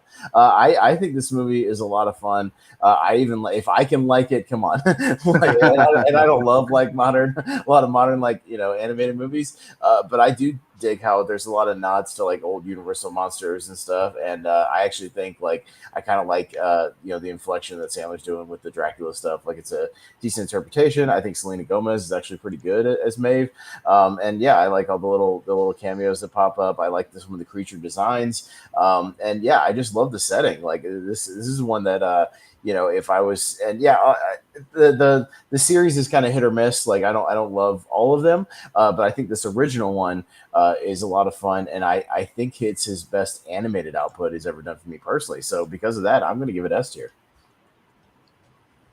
Yeah, I think for me, like, I do really like this movie, and when I saw it for the first time, I went in there only knowing that it was an Adam Sandler movie, and probably that a lot of the usual Adam Sandler people were going to pop up. So I had fun just kind of trying to guess all the voices in the movie, just trying to guess like Andy Samberg, Kevin James, David Spade, John Lovitz, just like Steve Buscemi, like just all the random people that just popping up all over the place. So that was a fun time, and the movie's actually pretty good. Yeah, I like it. It actually has some good humor. Like it really works. I probably won't go S, but I'll say A.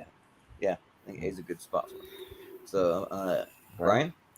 You know what? I'll go with S as well. I quite enjoyed. I had a lot of fun with this. It's one of the best Universal Monsters film of today. So, and also one of the second best Kevin James performances, I would say. So, and that's for me. Yeah. Papa West, what do you think? Yeah, it is a pretty good movie. There's not a lot that makes it great to get it into S tier, but it is definitely a fun, enjoyable watch. So I have no issues with it being an A tier. Yeah.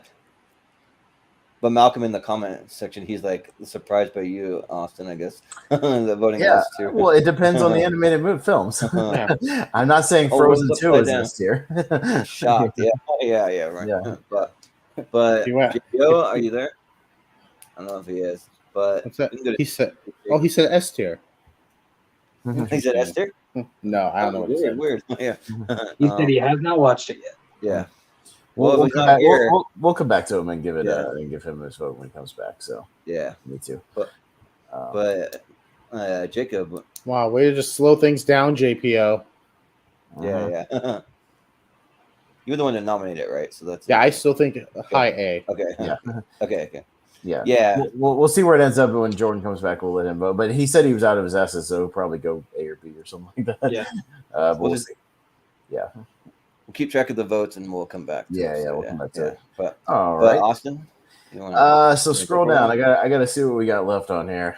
All right, more trash. Jack and Jill. It has to be an F. Just get it in there. And then we can just move on, right? Yeah, we can just move on. Everybody agree? And we'll just move on. Yes. All right. Yeah, sure. Jack and Jill. No, I mean, this is like this movie. When this movie was like first showing trailers, I thought this is one of the fake trailers in Funny People. Like, I couldn't believe he made this movie after Funny People in like whatever it was, 2011 or something. Yeah. Because I was like, that looks like one of the movies. And this was the narrative online that I saw. I was like, this movie looks like one of those fake movies you would make in Funny People. Like, it's like, oh, look at Adam Sandler playing his own sister in a wig and being over the top and really bad. Like, I could not believe this was real. When it came out, I did not pay to see it. I waited till later to watch it. Like, I think I watched it on cable or something, and I was like, it was as bad as I thought it would be. This movie sucks. It is grating. It is annoying. His performance as the sister is terrible. And yeah, it's as bad. Like, this to me was like peak bad Sandler. Well, this was like when people were were like, okay, dude, you need to like do something different. And then he started making Netflix movies, and it was like, okay, so you're not gonna make you're gonna make like bad movies though. Okay, like please do something different. Yeah, and He's just not gonna make people go to the theaters to watch. Yeah, and I think this movie was a hit though. That's the sad part. I'll have to look it up and fact check it. I think this movie made like $100 million or something. Like I'll have to look it up, but yeah, this movie is trash. It feels like a fake movie that's actually a real movie. This is maybe I'm the guy to throw the garbage in the garbage pile today, but I don't care. Jack and Jill F tier. Sure, yeah. We have to. Hey, if we're gonna call it the good, we got to call it the bad. In all fairness, we have to. Now, the question: does it go above or below Going Overboard? Which one is worse? Going Overboard to me is completely unwatchable because like it's just like not even a movie. And I don't know, like. I mean, we can just keep it in the. I don't care. It's all trash, so whatever. Who cares? It's. I think this one should be. I think that's the right order, maybe, or even that. I'll settle. Let me settle this right now. Jack and Jill. C. Make it put it above higher. C. You're gonna say C? Yes. We'll Al get to Pacino it. makes me laugh. We'll get to it. All right. Well, let's go on the horn. 149 million. Jesus Christ, are people that stupid? Come on. Was there anyone who, and let's just go around. At the Kids' Choice Awards, it won favorite movie actor. Jordan, we'll just go around real quick. We got time. Right. We're doing fine. So sure. Well, I think for me, like I'm shocked I actually saw this thing in the theaters. I actually did go out to the theater to see it, and I regretted 149 million. Yeah, like I regretted every second of it. I feel like I just like flushed my money down the toilet because it was a waste of time. Like this movie was so awful, and my friend that I saw it with was actually like surprisingly like really enjoying it and like having a good time. And I remember I kept looking at him like are you okay? Like what's like. I'm feeling like maybe we should go. Let's get out of here or something. But yeah, like this is cringy. So yeah, F tier, easy. So yeah, Brian. Brian. I agree. F tier, like lots too many cameos in here. Or just the thing is Al Pacino. That's all I'll say. Him doing the whole rap to Dunkachino. That's the thing that makes me laugh for this. Yeah, like Al Pacino's made a lot of poor decisions like late in his career. So. I think if that was like a Funny or Die video, it would have been funny. But to be part of this movie was like baffling to me. Like, you know, if he had made like a fake commercial online or something, I think that would have been funny. But yeah. Yeah. Terrible. Well, Papa West? Ridiculous 6 made me laugh, and that's why I rated it higher. Jack and Jill did not make me laugh. So because of that, it's going to go lower. So it's perfectly fine where it is on F tier. Yeah. Well, JPO, you said C. Why did you say C? Literally the opposite of what Papa said. This is my ridiculous 6. I think Pacino makes me laugh. The kid's kind of funny. I think I went in knowing that this was a horrible, horrible movie, so I like somehow reversed my expectations. It's still trash, but it's not F trash. It's C to D. So let's go C. Sure, yeah. Jacob? Give it an H. Yeah, right. Lower than F, which is also what I would give the ridiculous 6. Yeah, I'll F, and I don't want to talk about this movie anymore. Yeah. Well, I mean, we got the. They made 150 million. Like what? Almost. I'm sorry, that doesn't bump it up a whole tier, Jordan. No. No, I wasn't trying to bump it up. I just kind of like move for quick. I just put it at the top of F. That's it. So. Actually, Ridiculous 6 had higher overall scores. Oh yeah, true. Because Ridiculous 6 had a C and a D, and then 4 Fs. So actually, Ridiculous 6 is higher. Yeah. Y'all are nuts. You guys want to hear all the Golden Raspberry Awards that it won? Oh my God! Like worst couple, worst picture, yeah, worst director, worst actor. He was also nominated, also for Just Go With It. Worst actress, Adam Sandler in Drag. Worst supporting actor, Al Pacino. Nick Swartzen was nominated. Worst supporting actress, Katie Holmes was nominated. David Spade won. Worst screenplay, worst screen couple, Adam Sandler and either Katie Holmes, Al Pacino, or himself in Drag. Worst screen ensemble, the entire cast. Worst prequel, remake, ripoff, or sequel, ripoff / remake of Glenn or Glenda. So it's actually like a remake, sort of, I guess. Well, no, it's just knocking like Ed Wood made a movie called Glenn or Glenda. That was his first movie where he like played, someone in drag as well as like himself. Yeah. It's a really, really Yeah. bad movie. They do it in the movie Ed Wood, like when he wrote it. So yeah, it's kind of similar, but yeah. But it also won favorite movie actor at the Kids' Choice Awards. Jesus, So these kids are stupid. Yeah, kids. No, there's a Reddit page called "Kids Are Fucking Stupid." So that whole sequence should just fall into there. Yeah. Well, I guess it's my turn. So Yeah. I want to vote for one that I just watched this morning for the first time, and I loved it. So I'm gonna go with "Rain Over Me." Where's that at? it's next to Sandy Wexler in the bottom. Yeah. Oh yeah, there it is. Yeah. That this movie really blew me away. It even made me cry in parts. Like it's just like really really powerful. Like it's like for me like it might be like after finally seeing it like my favorite Adam Sandler dramatic role. Like it's just really really powerful. Just about this guy who loses his family during 9/11 on one of the flights that crashes and like it just sends him into this whirlwind of just like having some really horrible mental issues and like how he plays it opposite Don Cheadle like Don Cheadle like really tries to help him because he's a friend from his past and like in the movie I don't know if he has memory loss or like if he's just telling people he doesn't remember because he wants to like forget all of his past and just move on to this new life and all the little nuances like there's a part where he like brings out a gun and you think he's gonna commit suicide over it. And then spoilers. Like yeah, well yeah, he survives the movie. I'll say that, but and I like how he says spoilers. They're like, oh okay, let me give you more spoilers. Well, it's not really a spoiler. I mean, just to say brings out a gun. The spoiler is straight up saying like, "Nah, he lives, he good." That's implying that he lives, saying that he brings out a gun. Like I didn't say killed himself. I said he brought out a gun. That's all I said. And then you straight up said, "Nah, he lives." Yeah, which because is a spoiler. Bringing out a gun is saying that he lives. Come on now. So don't even. Also, you can't really spoil. Don't even come at me with that. Movie.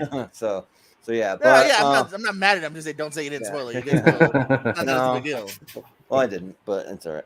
You did. So, no. Anyways, I love when you're wrong. You can never admit. No, you like to call me out, like on my own show. That's BS. That's a simple thing. Sorry, I'll move on. Come back on my show. So, all right. Well, okay. Suck a dick, but all right. Yeah. All right. What did I miss? Jesus, I just ran away for 2 seconds. Evidently, my last appearance. Jordan spoiling movies and not spoiling movies. Oh wow. He's not coming back. So, anyways, we'll move on with that. If you tell me to suck a dick live on camera, I'm not gonna be cool with that. So, wait, what the fuck happened? I just missed something. Wait, did you actually take him out? Yeah, he's out. So anyways, Rain Over Me. That was really awkward. That he had to make it awkward. So, S tier. Moving on. Brian, what do you think? I haven't seen it, and go ahead. I'll give it a 3. Yeah. Sure, yeah. Yeah. So some songs will be on Rankum this Saturday with Jacob, and I think next time will be Sitcoms Championship. Yes. Yeah. Well, Yep. We'll be back for some sitcoms. So yeah, that'll be fun. So finally getting around to that. So yeah. But hey, JPO, if you're watching, you can come back. But he like pieced out like out of it like himself. So, but Papa Wes, what do you say? I quit paying attention for 1 second. I don't even know what happened. I went to the bathroom really quick. Don't call out the host and like tell him to suck a dick on their show. That's not a good. He was joking. He was joking. He was not joking. Like when I wouldn't let up, then he said it. So, okay. Well, anyway. No, we know JPO. He was joking. Okay, if you say so. As someone who's Jacob done, Barber claims to be his best friend. I am actually his best friend. Okay, well, I don't know. Yeah. Anyways, so let's get back to this. Rain Over Me. It's a pretty good dramatic performance. Definitely should make you cry. If you don't cry, you have no soul. I'm not gonna put it quite at an S tier. But I definitely I'd be all right with it being probably bottom of A tier. because it definitely has moments where it drags. It has moments that don't really work that well. But it definitely does deserve some recognition to be a pretty good Adam Sandler movie. Jacob, talk. Wow. So I'd go kind of towards the lower A tier. Yeah. Sounds good. I'm sorry, when I talk to myself, I don't refer to myself as Papa. Yeah. You're not like the genie on Seinfeld. Papa thinks it's Papa thinks it's today. Papa likes. Jacob? Yeah, Jacob. I haven't seen it. Okay. Gotta do yourself a favor. Like I said, I didn't know I was going to be on this episode until last night. So when I got home from work, I had time for one movie, and that just I chose a different one. Yeah.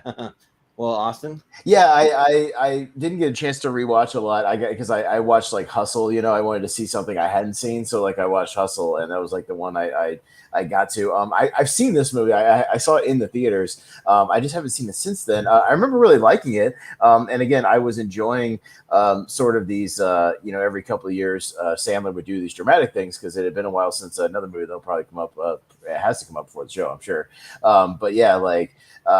He's good. You know, I know he's very kind of quiet in the movie. I remember Don Cheadle being really good and being the rise of Don Cheadle, you know, when he was kind of coming up, you know, from like Hotel Rwanda and stuff, and he was kind of starting to catch fire. But yeah, it's really good. I don't know. I'm okay if it gets an S tier. But for me, it's like a strong A just because I haven't seen it since then, and I haven't had an urge to go back to it. But I'll give it a strong A. I do like it. Yeah. And I'd be cool if it ended up sliding into S. I'd be fine with that. Yeah. So what are the votes at? We got. I guess. Well, Brian said he hadn't seen it, right? So it's just. Yeah. I think as of right now, it's just one S and two A's. I think it's just 3 votes, so it's barely. But yeah, it's a top of A. Yeah, it's still strong A. Okay. Right now, yeah, but we'll see. It might make the slide. We'll see, unless something else makes sense. But like some of the like outbursts that he has and all that stuff are like really like powerful kind of. I feel like I don't know. No, he's good in the movie. It's one of his better movies for sure. Yeah, I agree. Yeah. And we're all. Hey, did you guys like our theater performance? That was so funny. Good, thank you. Yeah. Well, do you want to give your thoughts on Reign Over Me real quick? It's a great performance by him. I think he overcomes the movie. There's some not sloppy parts, but some missteps in the movie, but I think he is truly great in it. Some heartbreaking stuff when he's kind of telling the parents of his deceased wife, you know, like, it's not you, it's just, you know, it breaks my heart seeing you. You know, if I see a dog that looks nothing like our dog, and I think it's our, you know, fucking Chihuahua or whatnot. So it's a really good performance by him. So it's an A for him. Yeah. So I guess I'll say an A for now. Yeah, an S and 3 A's. Yeah, it'll be in that upper A area. Yeah, right now. Yeah. Okay. Well, Brian had to head out, so we're back to Papa. So this will be probably the last regular round, and then we'll head into our sort of Hail Mary area. So yeah, this will be the last of the regular picks probably, because right after this we'll bump right up on that 2-hour mark and we'll head into the Hail Marys. So okay. So Papa, kick us off. All right, so I'm gonna go with the guilty pleasure of mine, and that's right up at the top row, right at the very end, the cobbler. Okay. Yeah, Adam Sandler plays a cobbler. That's someone who works on shoes. For those who do not know, it's always been the family business. But he has his dad left him at a young age, so he has Steve Buscemi, who is the barber next door, who's always that father figure. But he, I don't know what that was, Jacob. But you said barber, so I wasn't paying attention to you. I think barber. I thought you were talking to me. Okay, sorry. Pay attention to me. Come on. Jim Barber in this movie as his neighbor. Great performance. I really enjoy. There's a machine his machine breaks, so he uses an old one down in the basement, and actually has magical powers that lets him transform into the person whose shoes they belong to, and all hijinks ensue. I have a lot of fun with this. I realize a lot of people don't like this, and I'm ashamed at that. Because I really enjoy it. So because of that, I was going to say A. Jordan threw it an S. Why not? Let's fill out S tier. Hey, you can go for it and see what happens. We've done that Let's before. go for it. Yeah, usually until I hear someone say what it is, the default's either S or F until I hear what it's going to be. Or say, unless it's Jack and Jill, and we just know what's coming. Yeah. We just know. Yeah, we know what's coming. But JPO, what do you think about the cobbler? Don't boo me again. I like that No, you're good. I think the premise is a lot better than the execution here. It tries to walk this really weird line of like PG fun and then like a little bit of like racism and violence, and it's kind of, there's a reason I feel like it's fallen under the radar with a great performance, with I think could be a great performance by Sandler. Interesting concept, just doesn't execute it well for me. I'm gonna say a C. Yeah. Jacob, what do you think? Haven't seen this one either. Okay. Austin? Yeah, unfortunately, this is one of my Sandler blind spots. I couldn't figure out based on the trailers and stuff whether it was a comedy or a drama, and the movie itself doesn't know. Yeah, and then I heard like mixed things about it, and it was on that. I guess I just never got around to it because of that. So yeah, it's worth a look. Like I said, good performance. Yeah, no, I was always interested. I just never sat down and watched it. It's just one of my blind spots, so I can't comment on it, unfortunately. Yeah. Well, I did enjoy the cobbler. Like this one's kind of interesting. Like I kind of don't really even know exactly like where I want to place it for sure, because Adam Sandler gives a great performance, and Dustin Hoffman's really great in it too, and even Steve Buscemi. 2 minutes. Yeah, but even so, I mean, Dustin Hoffman's great. It is a solid 2 minutes. He's really he's like an Academy Award guy that's great every time he pops up. But I mean, yeah, it's, I don't know. Like I kind of, I don't know. Like probably will give it a. I'll say A, but it'll be a low A for me. So A. Yeah. All right. So we'll have to figure out where this lands because I got an S, an A, and a C. So that kind of equates to like a low A or a high B. One of the two. Yeah, I don't know. We kind of give a little edge in those situations to the person who nominated it, so it'll go low A, but it probably will just hang around there for now. Yeah. Sounds good. Yeah. All right. JPO is up next. Yeah. What do you want to go for? Is this final? What is this final round or? Well, this is our final regular round, and then we'll go into the Hail Mary. So, because by the end of this, we'll probably be right up on the 2 hour mark and start wrapping it up. All right. I'll shoot my shot and hope that this is one people have seen, kind of like the last one. I'm gonna go with the Meyerowitz stories. I'm close to even saying S, but it's right underneath Hotel 2 above Spanglish. Left column. Yeah, there you go. There. I'm tempted to say S. I'll go for a high A. We talk about Netflix being bad. This is actually one that is great. I actually kind of thought here. Again, you mentioned you want to see some great Dustin Hoffman, but in a meteor role. Here you go, Ben Stiller. Yeah. What is it? Noah Baumbach, I believe. I want to say so. It's definitely in his wheelhouse. If we ever seen a movie from him before, and but yeah, it's not something that I would say is a huge rewatch or the most hilarious movie here, but smart, well written, and it's something I actually do want to rewatch because it's been a while since I saw it the first time. So I'm gonna say Meyerowitz story is a really good flip. Yeah. Jacob, what do you think? I think this is 3 in a row that I haven't seen. Oh, yeah. Yeah, that's when it happens, doesn't it? Yeah. Yep. Well, Austin. Well, I wasn't quite making fun of Papa West for that like Jacob was, but I haven't seen Meyerowitz stories either. So, yeah, I just haven't. Yeah, and I believe there's only like 2 movies on here that I haven't seen, and that's one of them. So I haven't seen it either. So, but Papa West, have you seen it? No, I have Netflix now. I do have access to it. Well, it's a little bit of time. But JPO, when it goes into the haven't seen category, we give you another pick, so you can pick something else. But hey, if you recommend it, I'll try to get around to it. So. I do, yeah. Give that one a try one time on the Netflix. You too, Papa. You're on the Netflix now. I've heard nothing but good things about it, so it really is good. Like I said, it's not. I hate to say it, but sometimes when it's not his production company, not his friends or himself making it, sometimes it's a good sign. Yeah, it's not a Happy Gilmore production. All right. So with that, let's throw up. I'll stick with my serious movies. Punch Drunk Love. Let's go for a high A here. All right. PTA, Paul Thomas Anderson here. Again, I kind of said it before because I think Sandler. You know what? Sandler's a little bit of a chameleon. Like this is not the Uncut Gems character. This is not the super funny character here. This is a very kind of finding himself. He has issues, which I can relate to. He has issues that he's got to control, and but but sweet love story here, and also too as a movie, one of the best like minutes used is Philip Seymour Hoffman as kind of like the villain in a way here. Not in the movie a lot, but man, when he is, if you were to like see Philip Seymour Hoffman on the street, like after watching this movie, you'd cross the street. So Punch Drunk Love, A. Yeah. Jacob, what do you think? Oh man, I'm just kidding. When I said that I had time to watch one movie after work today, this was the one. It was streaming on HBO Max, so I turned it on, and I'm glad I did because I really enjoyed this. It was a different Sandler performance, kind of a guy with social problems.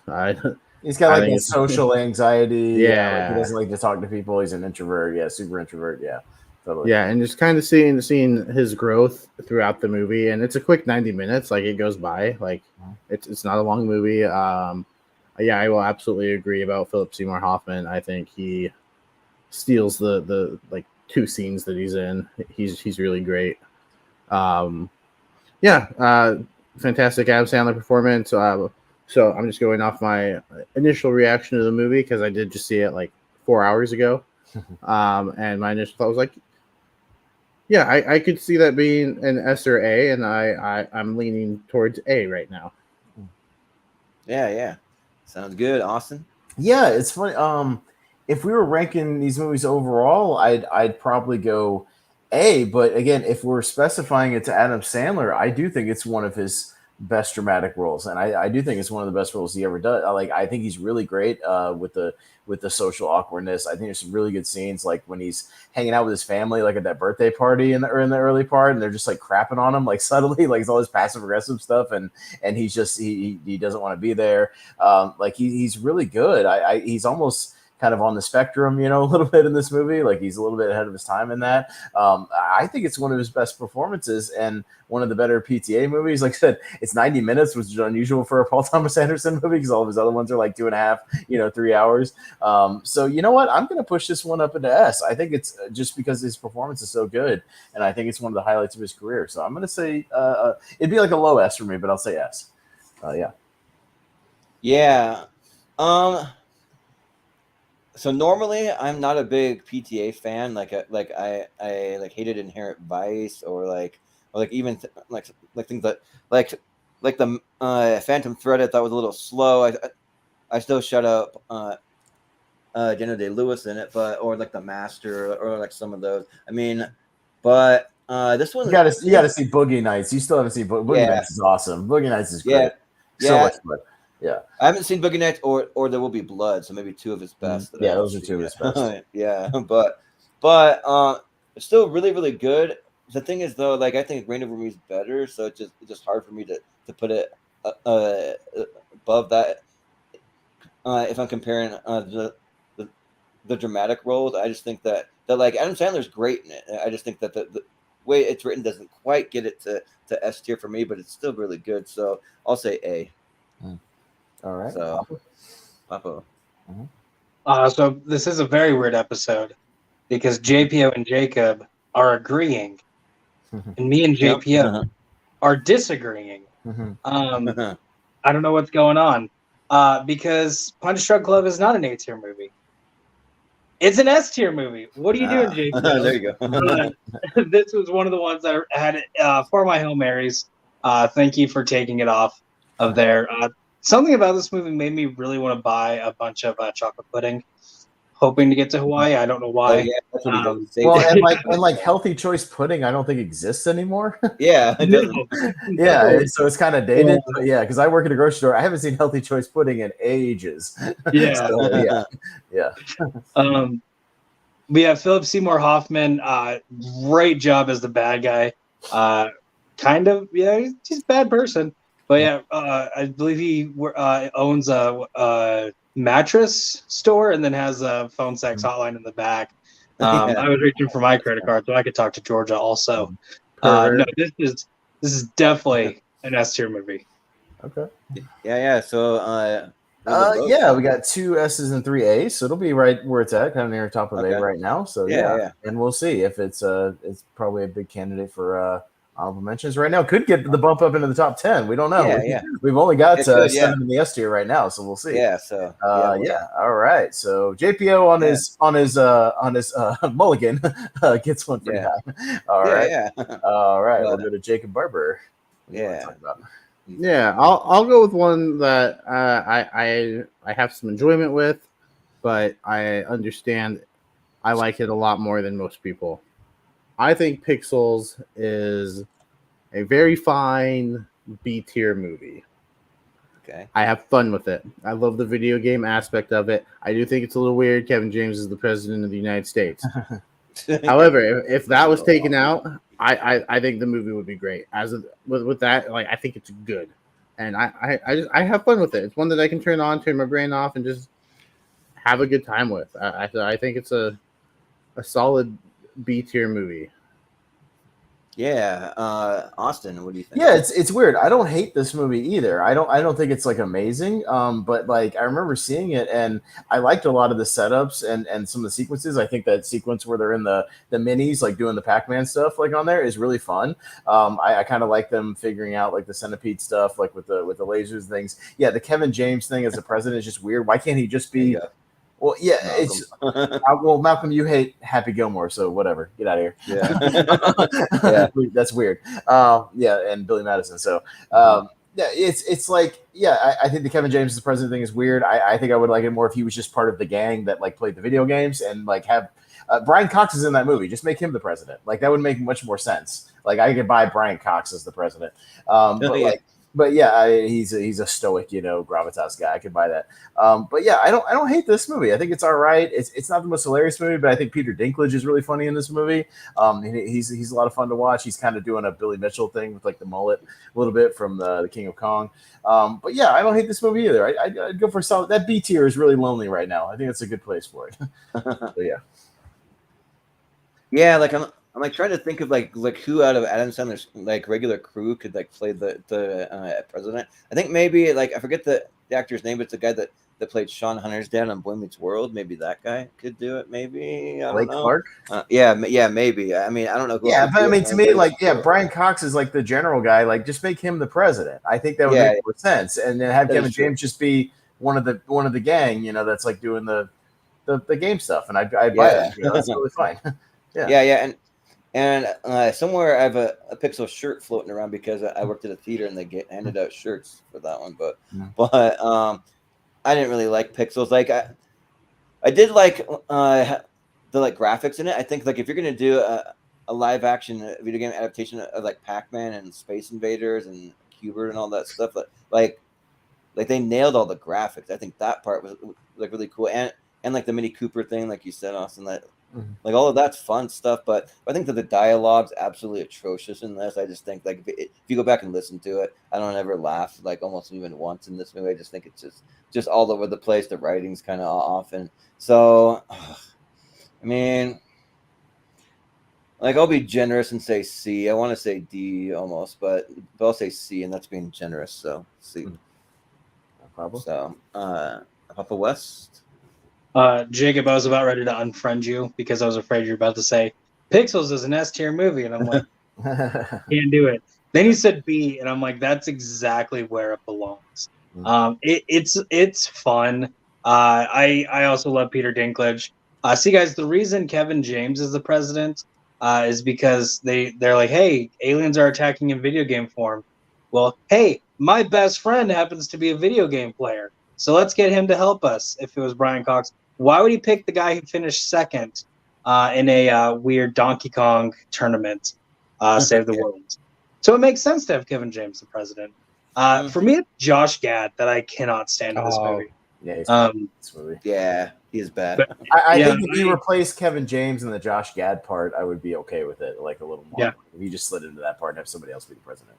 Yeah, I will say I do have fun with this, but definitely see the parts that are bad to where it's not a high tier movie. But I do think B is perfect for Pixels. Yeah. All right. Make them down to you, JPO. JPO, yeah. I'm not too far off. I'm kind of in the middle of everyone here, maybe a little more towards Jordan. I think it's a solid C.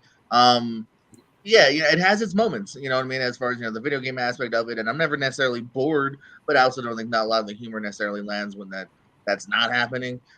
So yeah, I think it's a solid C. Like, it has its moments. I ended up kind of agreeing that, like, oh, I'm surprised how much hate this movie gets.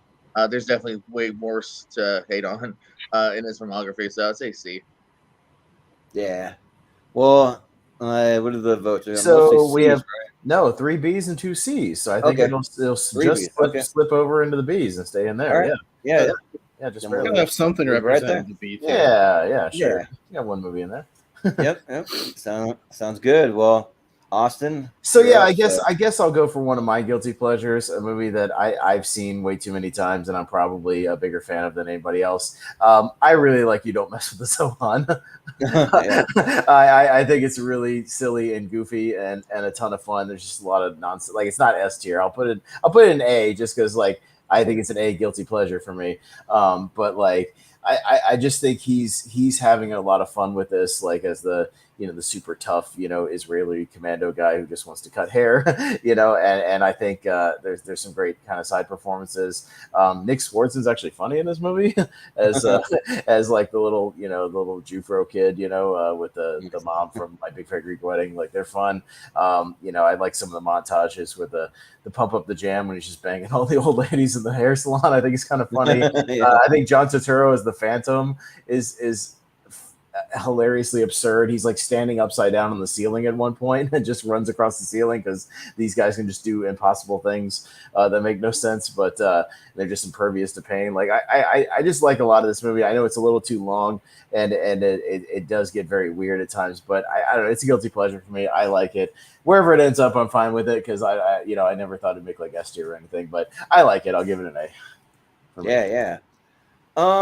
This one's kind of interesting because when I saw this, it was when I was dating a girl that I was engaged to at the time, and she hated this movie. She she wanted to leave it. I think it like, I don't know, like, I think it showed his butt one too many times, and she was just like, and it just kind of got like overly he's banging people, and like she's just like, all right, this is just like nothing but sex jokes, and like most of the movie. So that's her reasoning. My reasoning is that like that stuff, part of it was funny, but like, yeah, it's hard to really know because there's some really funny stuff, all the acrobatics and like the like kind of like martial arts stuff that he's doing, Krav Maga or whatever it's supposed to be. So I think A is all right. It's probably low A for me. So, but I'll say A. Yeah. But Papa, what's? I'd put it in B with Pixels. There are definitely some parts where I did have fun with, which I wanted to hate this movie. I remember the trailers. I think I watched this back when I had a free trial of Stars, back when they'd give you like a random weekend. I ended up getting a random month for some reason. But hey, my brother and I, we were loving it. And it was just one, hey, it's on, why not watch it? I really enjoyed John Turturro. I really liked him in the movie. But it definitely, I kind of noticed it getting overly sexual, which as a little kid, I don't know why I had a problem with that. But definitely still had parts where I enjoyed. So I kind of throw it in B tier with Pixels. Yeah. Jordan, what do you think? I also got like a decent amount of love for this movie here. From the first time I saw it, I think it's an easy rewatch. Usually when talking about Sandler, I always say like I have him in tiers. I've said that before, where I'm like, there's the A Sandler, have a good one, Billy Madison I can watch every day, and I usually use this as like one of my examples for like B. Like, this is still like a pretty decently rewatchable movie, and then C and D territory for Sandler. So I'm gonna say B. It's a very high B for me here. So like, they're throwing a lot at there too, but and most of it lands, I think, to a degree. It's a fun watch. Yeah. Jacob? Yeah, I also have a lot of fun with this, and it's funny because you look at the premise and you're like, this movie shouldn't work as good as it does, but it does. There's a lot of fun moments to it, and I remember just laughing more than I thought I would. I'm hovering between A and B, but if I had to choose between Pixels and You Don't Mess with the Zohan, I'd probably go Pixels, so I'll go B. Okay. All right. So now, what votes do we have? So it's 2 A's and 3 B's, but it'll be at the top of B. Yeah. All right. Yeah. Yeah, fair enough. When I saw the movie in the theater, the sound didn't work for the first 15 minutes. So like we were watching the movie and the opening montage is like him on that beach. Like it's the montage of him like tug of warring with the bull and like cooking the fish naked and all this stuff. So like, but there's no music. So like we're kind of laughing, but we don't know like what he said, what the dialogue is or the music. And they had to restart the movie and we had to watch it again to fix the sound. So I saw the first 15 minutes of this movie twice. Yeah. That happened to me with Guardians of the Galaxy, only we had the audio but no video. So we found out that Star-Lord's mom died, but we didn't see like anything of it. And then you're like hearing "Come and Get Your Love," but you're not seeing him dance or something. Yeah. And so they stop it and they fix it. And one of the guys I'm seeing the movie with just yells out, "Spoiler alert! His mom dies." Yeah. Like, we had the same thing with I saw in IMAX The Fate of the Furious, and we had the audio but no video, so we were hearing all this like stuff with like the racing at the beginning, but we couldn't see anything, so we had no idea like what they were doing. But yeah, I had a similar thing with that. Yeah. And at that point, you can't even guess what they're doing in those. Yeah, movies. I'm just like I don't know. When there's no audio, you need to have someone to like just start narrating it and just like come up with audio, right? Yeah, but they did whatever the heck they wanted to. Yeah, but so for my last pick, I'm not even sure because like I don't know if there's anything left that would put into the S tier, which means something will probably get bumped up. But there's a couple of A's. I got about 3 A's, so I just not sure which one I want to go for. Which one I have the most fun with, probably. So I'm just gonna shoot my shot for one. We'll see what you guys think. I'm gonna go with Little Nicky. So like Little Nicky, the one that I have fun with, just seeing all the crazy kind of kooky characters that they create. I actually like kind of like seeing Adam Sandler kind of being just like the son of Satan and like and like just like doing all the tricks, like spinning his head around 360 degrees, and they're like, do it again, and he's like, all right, one more time, but it really hurts. And then like when they're like listening to Chicago, and they like they play it in reverse order, and then like Satan compels you. That's pretty good stuff. So I will give it an A for Little Nicky. Like it's one that like at the time, like I probably wouldn't have given an A, but on rewatches, like actually it's gone up for me. So yeah, I'll say A. But Papa West, what do you think? When I was in 6th grade, I was struck with a weird muscle disorder called Bell's palsy, where half of the muscles in my face did not work. So I could not blink, and then like this half of my mouth just drooped down. And there's a kid there who I was kind of iffy on. I didn't hate him, but I didn't really like him. He started calling me Little Nicky. I hated that I had this. So he starts calling me that, had other people call me that. So I was like, I can't stand that. He called me Little Nicky for 7 years, all through middle school, all through high school. So I have a hatred for this movie because it brings up the past of when my face did not work. So because of that, I have refused to watch it for all these years. Well, sorry to bring up a sore subject. Yeah, but JPO. What do you think? I thought my story was gonna be kind of sad about Little Nicky, but Jacob, I'm so sorry. People suck. Because no, my story is I grew up a big Adam Sandler fan. This was my first theater experience for Adam Sandler.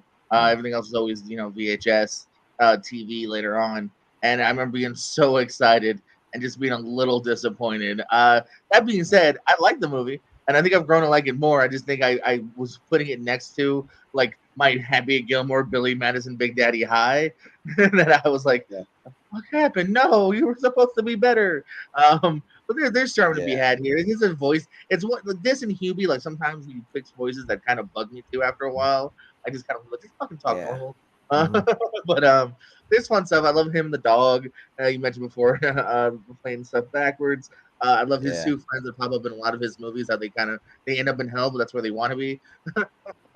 So yeah, there's still fun to be had here. I think it's another solid B one for me. Yeah, the voice is kind of interesting. Where it's like, yeah, Popeye's chicken is freaking awesome, or whatever he says. Yeah, yeah. But Jacob, what do you think? I watched this movie one time. I don't remember what year I watched this movie. I do remember not enjoying this movie. I will go D. You didn't love the guy with the giant boob on his head, and he had to wear a bra around his head. I did not, and if that's the part you're going to use to try to sell me to rewatch this movie, it's not. It's not working. No, I'm not trying to sell you. I'm being like totally sarcastic. Kevin Neal, titties. Yeah, but Austin. Yeah, I've seen this movie like twice, and it's because I can't stand the actual character of Little Nicky. Like, there's no voice and he's telling, and it's just grating. It's really bad.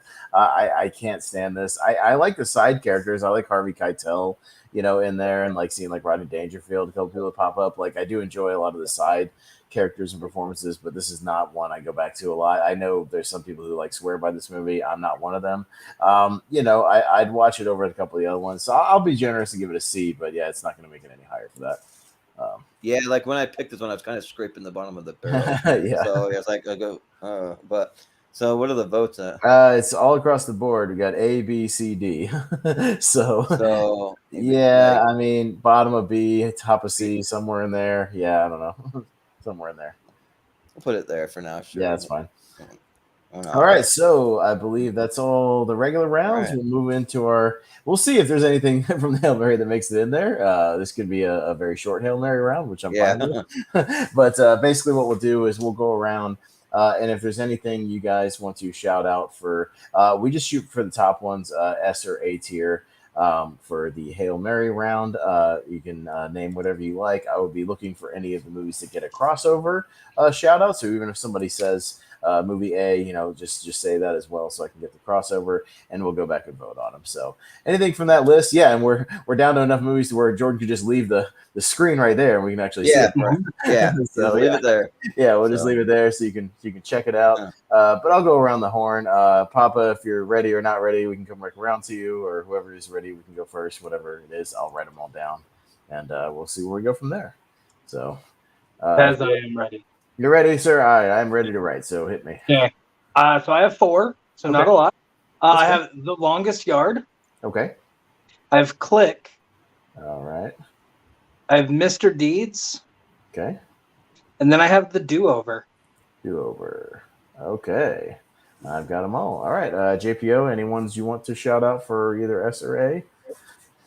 Not too much, actually. If he was in it more, I would maybe say top 5, but I feel like that's just a cameo with Chris Rock, so I'm not going to say that. Only one I'm going to say that I actually think could be an A is Click. That's all I got. Okay. Yeah. All right. Jacob, anything you want to shout out? Yeah, I'll second The Longest Yard, and then I'll go Anger Management and Bedtime Stories. Okay, Anger and Bedtime. All right. Yeah, I'll third the Longest Yard. I think it's one of the better ones. I you know what? I'll also say Anger Management. I think that's one of the better ones of the early 2000s.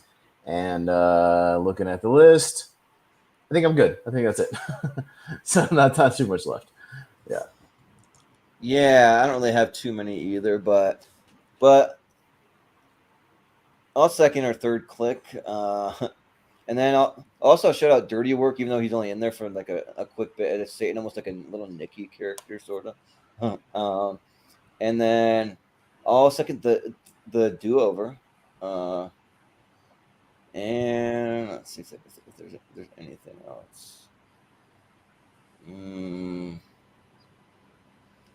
Not for A or S, so that will be it for me. Yeah. Okay. Figured I'd be alone on Bedtime Stories. Yeah, there's some really like high B's for me that I'm almost there, but not quite. Okay, so we just have 4 quick crossovers. We'll go around the horn and vote on for official votes. And Malcolm just like throwing in like what he thinks should be there. Anger Management, Longest Yard, Murder Mystery. So yeah. I haven't seen Murder Mystery, but didn't care to. Yeah. You're not missing much. Yeah. But they're making a sequel to it for some reason. Well, it's got that Netflix deal. They need content. So there you Yeah. go. All right. So just 4 quick ones we'll get to. So Click will be up first. So Papa West, Click. I would go A for Click. Okay. JPO? A. A. Yeah. All right. Jacob? B. Yeah, I'm the same. B. I'll say A. All right. Okay. So it'll be in like kind of mid-low A, somewhere around there. You can bump it up if you want to. Yeah. Yeah. All right. Next, we will vote on The Longest Yard, the football movie. So Papa West, The Longest Yard. S. All right. JPO. B. Yeah. Jacob. S. And Austin. You know what? Out of the ones that are left, I'm going to say a low S. Oh, I would have gone B for it. So, but 3 S's and 2 B's, so it's still high A somewhere. Yeah.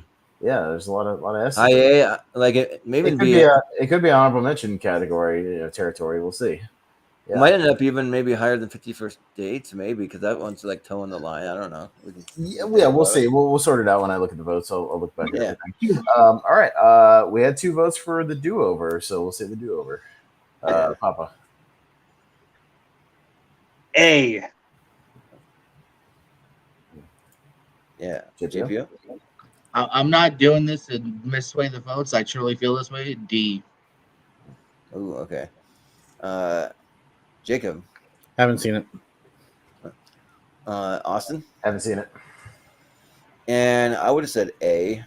I'm tempted to go S for strategy purposes, but I'll just say A. Yeah, can I change my vote to an S for strategy? I'm not gonna kill myself over the do-over. You shouldn't kill yourself at all. Not like a thing about. Yeah, no. It at best it would make it a B. So yeah, that's up to you whether you want to move it or not. We'll just, I'll just do it for looks. Well, it's the best Netflix one, so it deserves to be. All right, and all right, and the final one will be anyone? Will be Sandler and Jack Nicholson in Anger Management. Papa. All right. This is the last time I'm going to be able to say this. It's another one of my blind spots. I have not seen it. Gotcha. JPO. C. Okay. Jacob. S. Wow. I'll go A. I like it.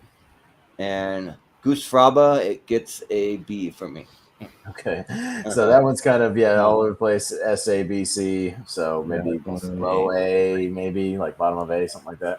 Yeah, something like that. All right. Yeah. So, all right. So, how many we have in S right now? 8. So, 8. Yeah. So, with that means 51st Dates will hang because I had a 3 and 3.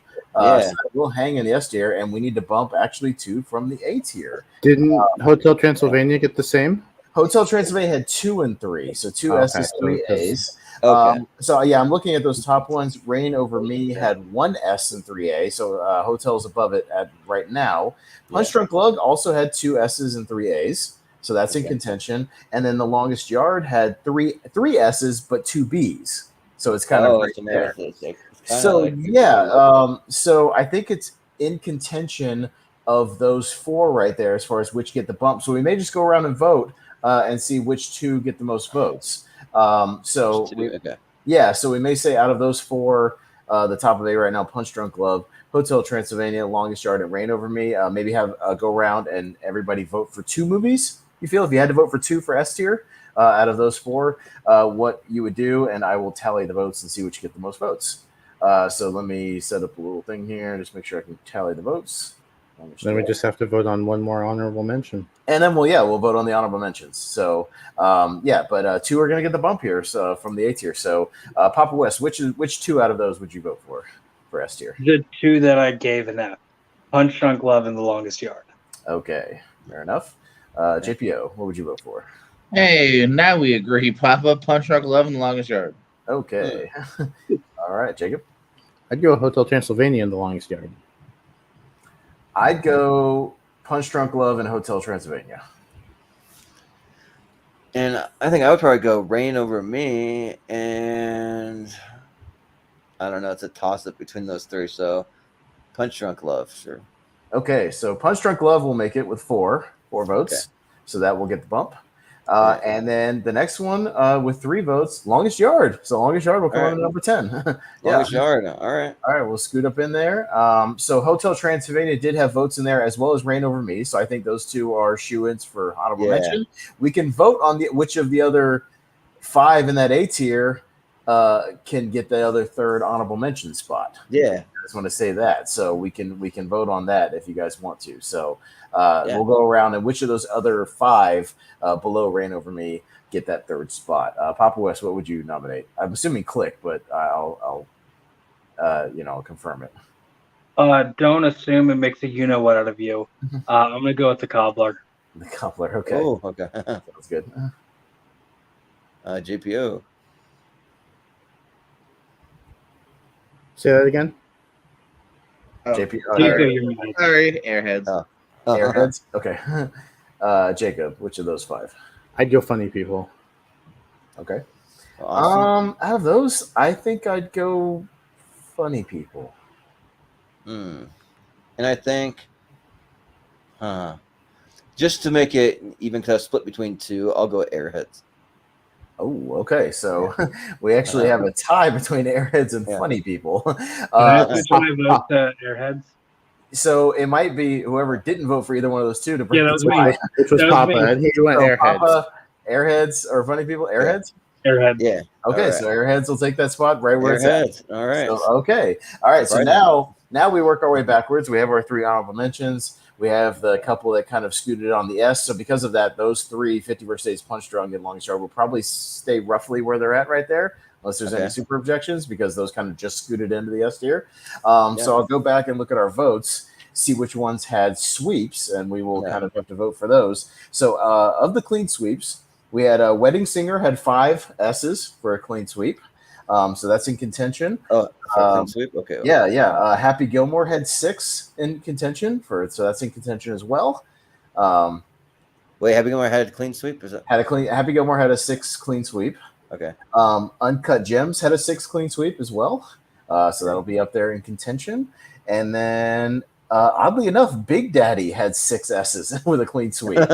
Really? So even if people are not as high on it, it did have a clean sweep. Waterboy had 5 S's and an A. Hustle had 4 and an A. And Billy Madison had 5 S's and a B. So so actually where those are is kind of similar to where those are going to end up, oddly enough. Unless we want to. There's a debate between Billy Madison and like Hustle, because I don't know, like the votes are kind of, because Billy Madison had more S's, but I think Hustle had an A instead of a B vote. Something like that, yeah. So Hustle had overall, because it was like 4 and 1 for Hustle, and then 5 and a B for Billy Madison. I forget who gave the Billy Madison the B. Was that Jacob? Okay, he was on that one. That was me being generous. Yeah. Okay. So yeah. The Waterboy had 5 S's and an A, so it's kind of right next to Hustle. Yeah, it's very close. So yeah, it's kind of right there.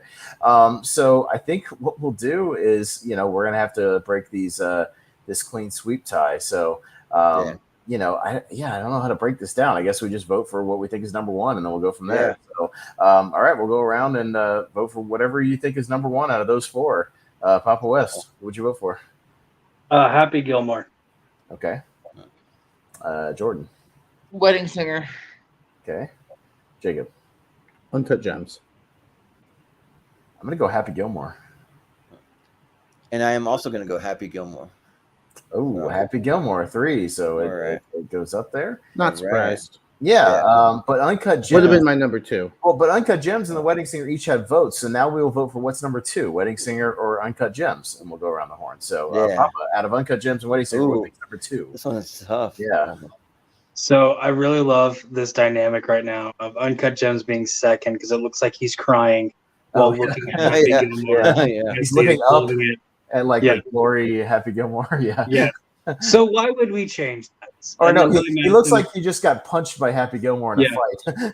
Yeah, He yeah. got punched by Billy Madison because Billy Madison's looking up having that little Yeah, snicker. Yeah. Either that or he just really enjoyed what he saw. So why are we going to change that dynamic at all? Uncut Gems number 2. Okay. Yeah. JPO. It's a strong argument. Strong argument. Wedding singer. Okay. Screw you.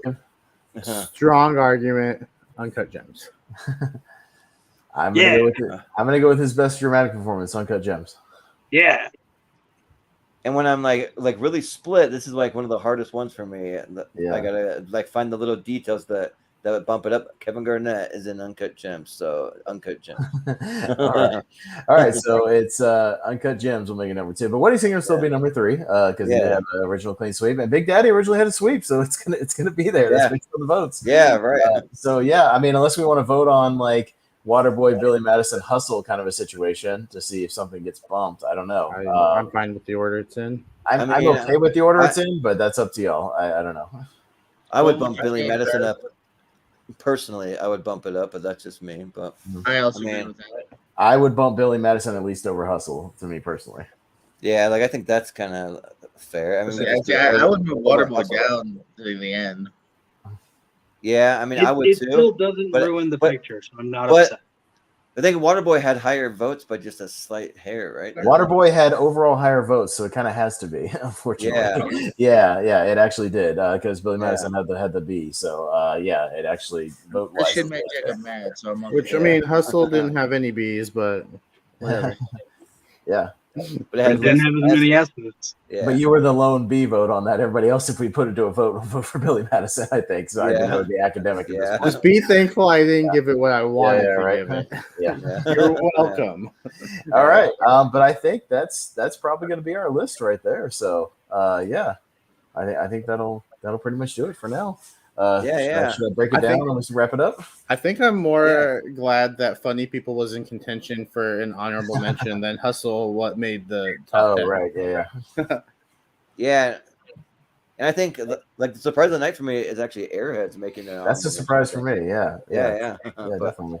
But I'm not mad about it. So yeah. All right, well, break it down and we'll wrap this thing up, Jordan. All right, so our top 10 for this evening for the career of one Adam Sandler at number 1, Happy Gilmore. Number 2, Uncut Gems. Number 3, The Wedding Singer. Number 4, Big Daddy. Number 5, The Waterboy. Number 6, Billy Madison. Number 7, the recent film Hustle. Making it in there. Number 8, 50 First Dates. Number 9, PTA's Punch Drunk Love. Number 10, The Longest Yard, scooting in there. And our honorable mentions for this evening, the animated film Hotel Transylvania. We got Rain Over Me, and the surprise of the night, Airheads. As an honorable mention. So there you go. All right, there we go. Good job, guys. Yeah. All right. Yep. Yeah. So pretty happy with it with that. I was thinking like going forward, like we can do this with each of some of our favorite actors. Like Adam Sandler's one of mine. I know we could do like a Johnny Depp one for Jacob, or we could do like if you have a favorite actor, we'll just pick one and we'll do a tier ranker. So you can just let me know and we'll do one. So yeah. All right. But yeah, that was a fun time. So yeah, and me and JP are still friends. It's all good, right? But let's see. We'll close it up. So he did not suck that D, Jordan. Yeah, right. Okay. I will not on my own show. No. No. He'll do it for the. I will start the proverbial one. He'll do it for the Patreon for enough Patreon exclusive. Yeah. For the Patreon exclusive, maybe. You got to get that next tier. You heard him, Nussbaum. We'll talk. That's like that next tier now. That's like the $1 million tier of Patreon. Yeah. If you pay if you slip me like a lot of money. You heard him, Chris Diaz. Your subscription. Yeah. But yeah, I'm right above the P. Oh yeah. There you go. When we were lined up vertically, I was getting punched by the green. Oh yeah. Oh yeah. Well, we'll do some plugs, or if you have anything you want to say.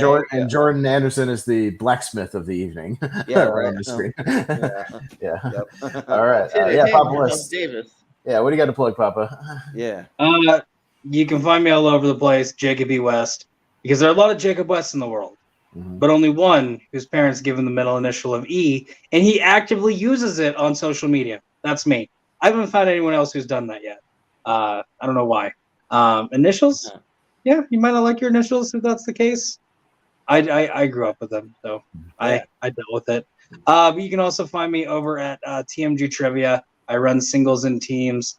I'm still in the middle of round 1 of this crazy 32-person tournament. It'll be over eventually, 3 years from now. I also do teams, which I have a couple matches coming up very soon, explaining our new rule change. So that's gonna be fun. Then I also do TNG Entertainment. We do a lot of movie debates. I show up. I give as minimal effort as I have to. You would have watched me pretty much bully a kid for an hour and a half. It was a lot of fun. I didn't knock him out because I hate Twilight, and people were not okay with that argument, I guess. Occasionally, I'll host those matches, which is just me roasting our commissioner Aaron Cannoli for an hour and a half. So I apparently don't host a lot. And then I also do a every now and then show called TNG Takes the Field. Everything sports related. I just did my predictions for the NCAA college football season and NFL.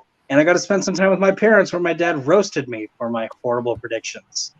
So if you want to find out what bad predictions I made, watch it. I don't know why he would roast you for picking the Falcons to win the Super Bowl. Yeah.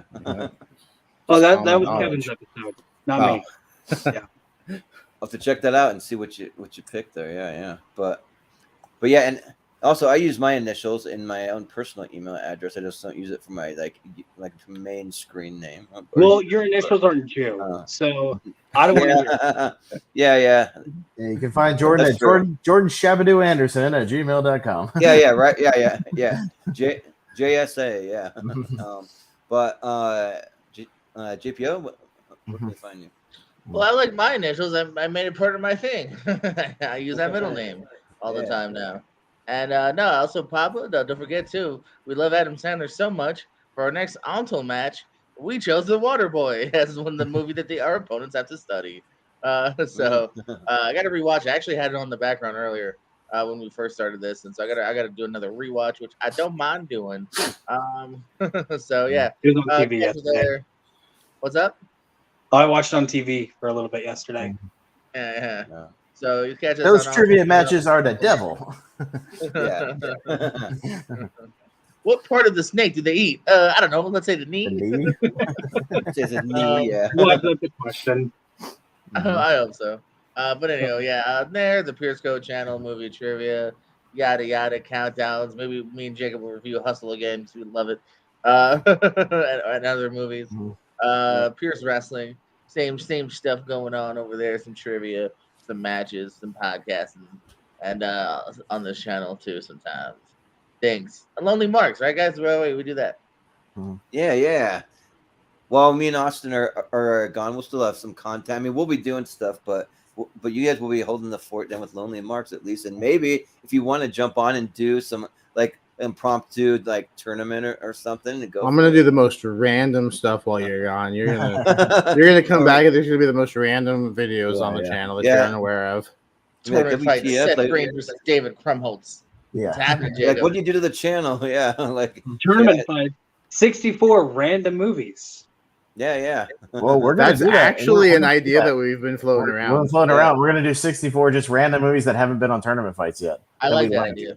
Like we're just gonna do. Everybody's gonna pick like a dozen movies that we just like that haven't been on tournament fights yet. So just random. Yeah. The entire show is all the other 5 people going. Yeah, I haven't seen that. Yeah, I haven't seen that.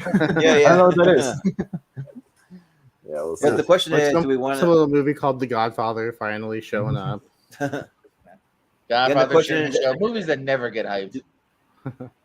Yeah, do we want to actually share the list of everyone beforehand, or have everyone going blind? I think that one needs to go in blind. We just need to like make it a true original style tournament fight of just like we don't know what the hell's like just get everybody's gut reactions, anything. What we should even do, like even for yourself, if we could find someone to make the bracket and just send it to you, so even you go in, so you don't even know the movies that are picked except for the ones that you chose. Oh yeah. Well, I could even have like maybe Malcolm Lay or something like that because he's been offering to make some brackets or something like that, so we could do that. But But we'll have to do it sooner than later. Maybe I'll try and find a time in like October when we get back, because the more time that passes, there'll be more chances for these movies to show up on the tournament. Right. So yeah. but Jacob, where can we find you? Yeah, Jordan alluded to it. The Lonely Marks on Thursday. This Thursday, we'll be reviewing Clash of the Castle and All Out. It was a pretty decent weekend for wrestling. So come hear our thoughts on that and find out who won the predictions. Yeah, it's gonna be a lot of fun. Friday, I believe 10:15, whenever Austin. Yeah, 10:30, whenever I can. Available. If these damn trucks will show up on time, I'll be on time. Yeah. I've had a lot of problems with that lately, so we'll see. We go in live with a podcast about movies, but this time Jordan and Jordan will be joining us, and we will be doing a Hollywood draft. 33 actors, 12 directors, 5 composers. So it'll be 50 draft picks each. It'll be a little bit of a longer podcast about movies episode, but probably the same length as what we're doing now. So not too much longer. We'll breeze through the picks because a lot of them will be pretty self-explanatory. We won't need. Can you tell me why you picked Martin Scorsese? Yeah, I mean, really go into the filmography. Why did you pick him? I mean, Yeah. Yeah. Well, sounds good. In Austin, where can we find you? Yeah, I don't have much else in the immediate future. I'll be taping some trivia matches and battleground stuff, but those won't be airing for a little while, so I'll just plug them when they actually come out. I'll be on Lonely Marks talking those pay-per-views and on the Hollywood Draft as well. So I think me and Wolfman, who shows up on here, will be doing a watch along of Jeepers Creepers 2 next week. So if you guys want to tune into his channel and us do some kind of live commentary for that, just kind of goofing on that movie. I want to like do the watch along because I've never seen it. So yeah. Yeah, it's so yeah, we'll be doing that because the new one's coming out. I believe like the week of the 19th or something like that. So we'll be doing that one. That one's available on Prime and it's a little goofier than the original. So we'll just be having a little fun with that. So. Yeah, that'll be the only other thing for me. Yeah. Gearing up for Scary Movie Month for Halloween for October. It's my favorite time of year. I love it. Yeah. So, yeah, we'll see what's actually released. Besides, like the only one I can think of I'm really like anticipating is the next Halloween. So hopefully there's some other good ones that pop up. Clerks 3 comes out the week we're in Orlando, Jordan. We might have to pop up and go watch Clerks 3 somewhere. Yeah. Well, there's that, yeah, but I'm just thinking for like the Halloween one specifically, or like Halloween, like horror movies. Yeah, horror movies and stuff. Yeah. But we'll see. I don't know. Maybe Hellraiser, the next one will surprise us. You never know with a female Hellraiser. I don't know. Yeah, based on the actual original material. So anybody bitching about it, tell me you haven't read the original material without telling me you haven't read the original material. Just say right. I'll just show you women are the devil, right? It'll prove it. Yeah, no, but you can find us on all the social medias at moviehero2121@gmail.com. I'm gonna try to get out the schedule posted for like maybe till like about Christmas time, just for some open signups on our social media. Yep. It's just been one of the busiest weeks of like in like recent memory for me this last week, and so it's coming, and then there'll be an extended one for anyone who's a Patreon. So I'll even go into to like someone next year, and if you want to see that far ahead, you got to be a Patreon member. You go to patreon.com/moviehero, and then we're doing some giveaways there. We'll be doing exclusive content. We just recorded a podcast for me, Austin, and Jacob talking about our favorite movies from our childhood that we watched over and over again, and so you can find that exclusively on the Patreon. So spoiler alert, it was The Lion King. Yeah. The remake. I know Jacob's weird like that. I watched the 2019 remake all through my childhood. Mm-hmm. Yeah. You got that early work print version. Just watched it all the time. It was really weird. Yeah. He just time traveled so he could watch it. Right? Yeah, but and then I'm gonna try to get a few more snack heroes out before me and Austin head out of town, because I've been finding snack stuff everywhere because like holidays are coming up. They're releasing all this stuff to the point where like I can't buy everything cool that I see at the stores. It's just too much. So like I'm just trying to pick some of the best of the best and trying to get through all these things. I've got about 20 different snacks on deck, so I've got to get on that. And then we'll be having some more of I'll plug Chris's reviews. I've been a little behind posting those. He's sent me like, no joke, like over 20 different reviews that he's done. So I've been trying to get them up, but it's just a matter of just being busy and having to prep for all these shows and having family in town and all that stuff. But so that's coming. And then just a little preview of what we have coming up, some episodes. So the next episode that we have coming up this Sunday, we'll be doing our sitcom championship. So it'll be fun to finally get to the championship and be able to talk some TV for a little bit. So we'll be doing that. We have JPO's Top 128, Part 1. That's coming up a week from tonight. And then, also, I should throw in there that we had to postpone last Sunday's episode, so we're actually going to have an episode tomorrow that's going to be the second half of our action series, best movies from 2005 to 2009. So that's happening tomorrow night. So we got that. And then just going into October, we're doing best movies of 2018. We're doing just 1 year every month. So that we'll be on 2018 for our ladder series we've been doing. And then we have best Stephen King movie adaptations. We're going to be doing a tournament fight versus that'll be Austin's top 32 horror movies versus Andres Gallego's top 32 horror movies. So that's coming up. We're doing Steve Mesa's top 64. He's never done a 64, so he's starting off with that. So we'll have him on to do that. And then we're also doing a tournament fight for best movie villains of all time. We did it for a tier ranker once, but we're going to throw it into the tournament fight, and we'll kind of see how it goes. Like we're going to try to get it just down to 64 if we can. If we feel like we have to go over, we could make it a 3-part series potentially. We'll for the win. We'll see. Yeah. So yeah, but that's a little bit of an extended preview. Shooter McGavin for the win. Yeah, right. All right, Grandpa Joe, now it's your time to shine. Yeah. He wasn't a villain. Yeah, or unintentional villain. Sure. Or Eric from Billy Madison, maybe. Or Daniel San from Karate Kid for the win. Yeah. The actual villain of that movie. He's now a villain, yeah. But what a bully. Yeah, but while we go to town, for me and Austin, we'll have all kinds of content. We'll snack heroes on the road. We'll be filming. I'll be filming the whole entire thing. So I'm gonna have some live videos that I'll be doing quite a few actually. That you want to be subscribed to the channel and hit the little bell icon, and then also pay attention to our social media. And then because I want to try and just document everything from beginning to end. So.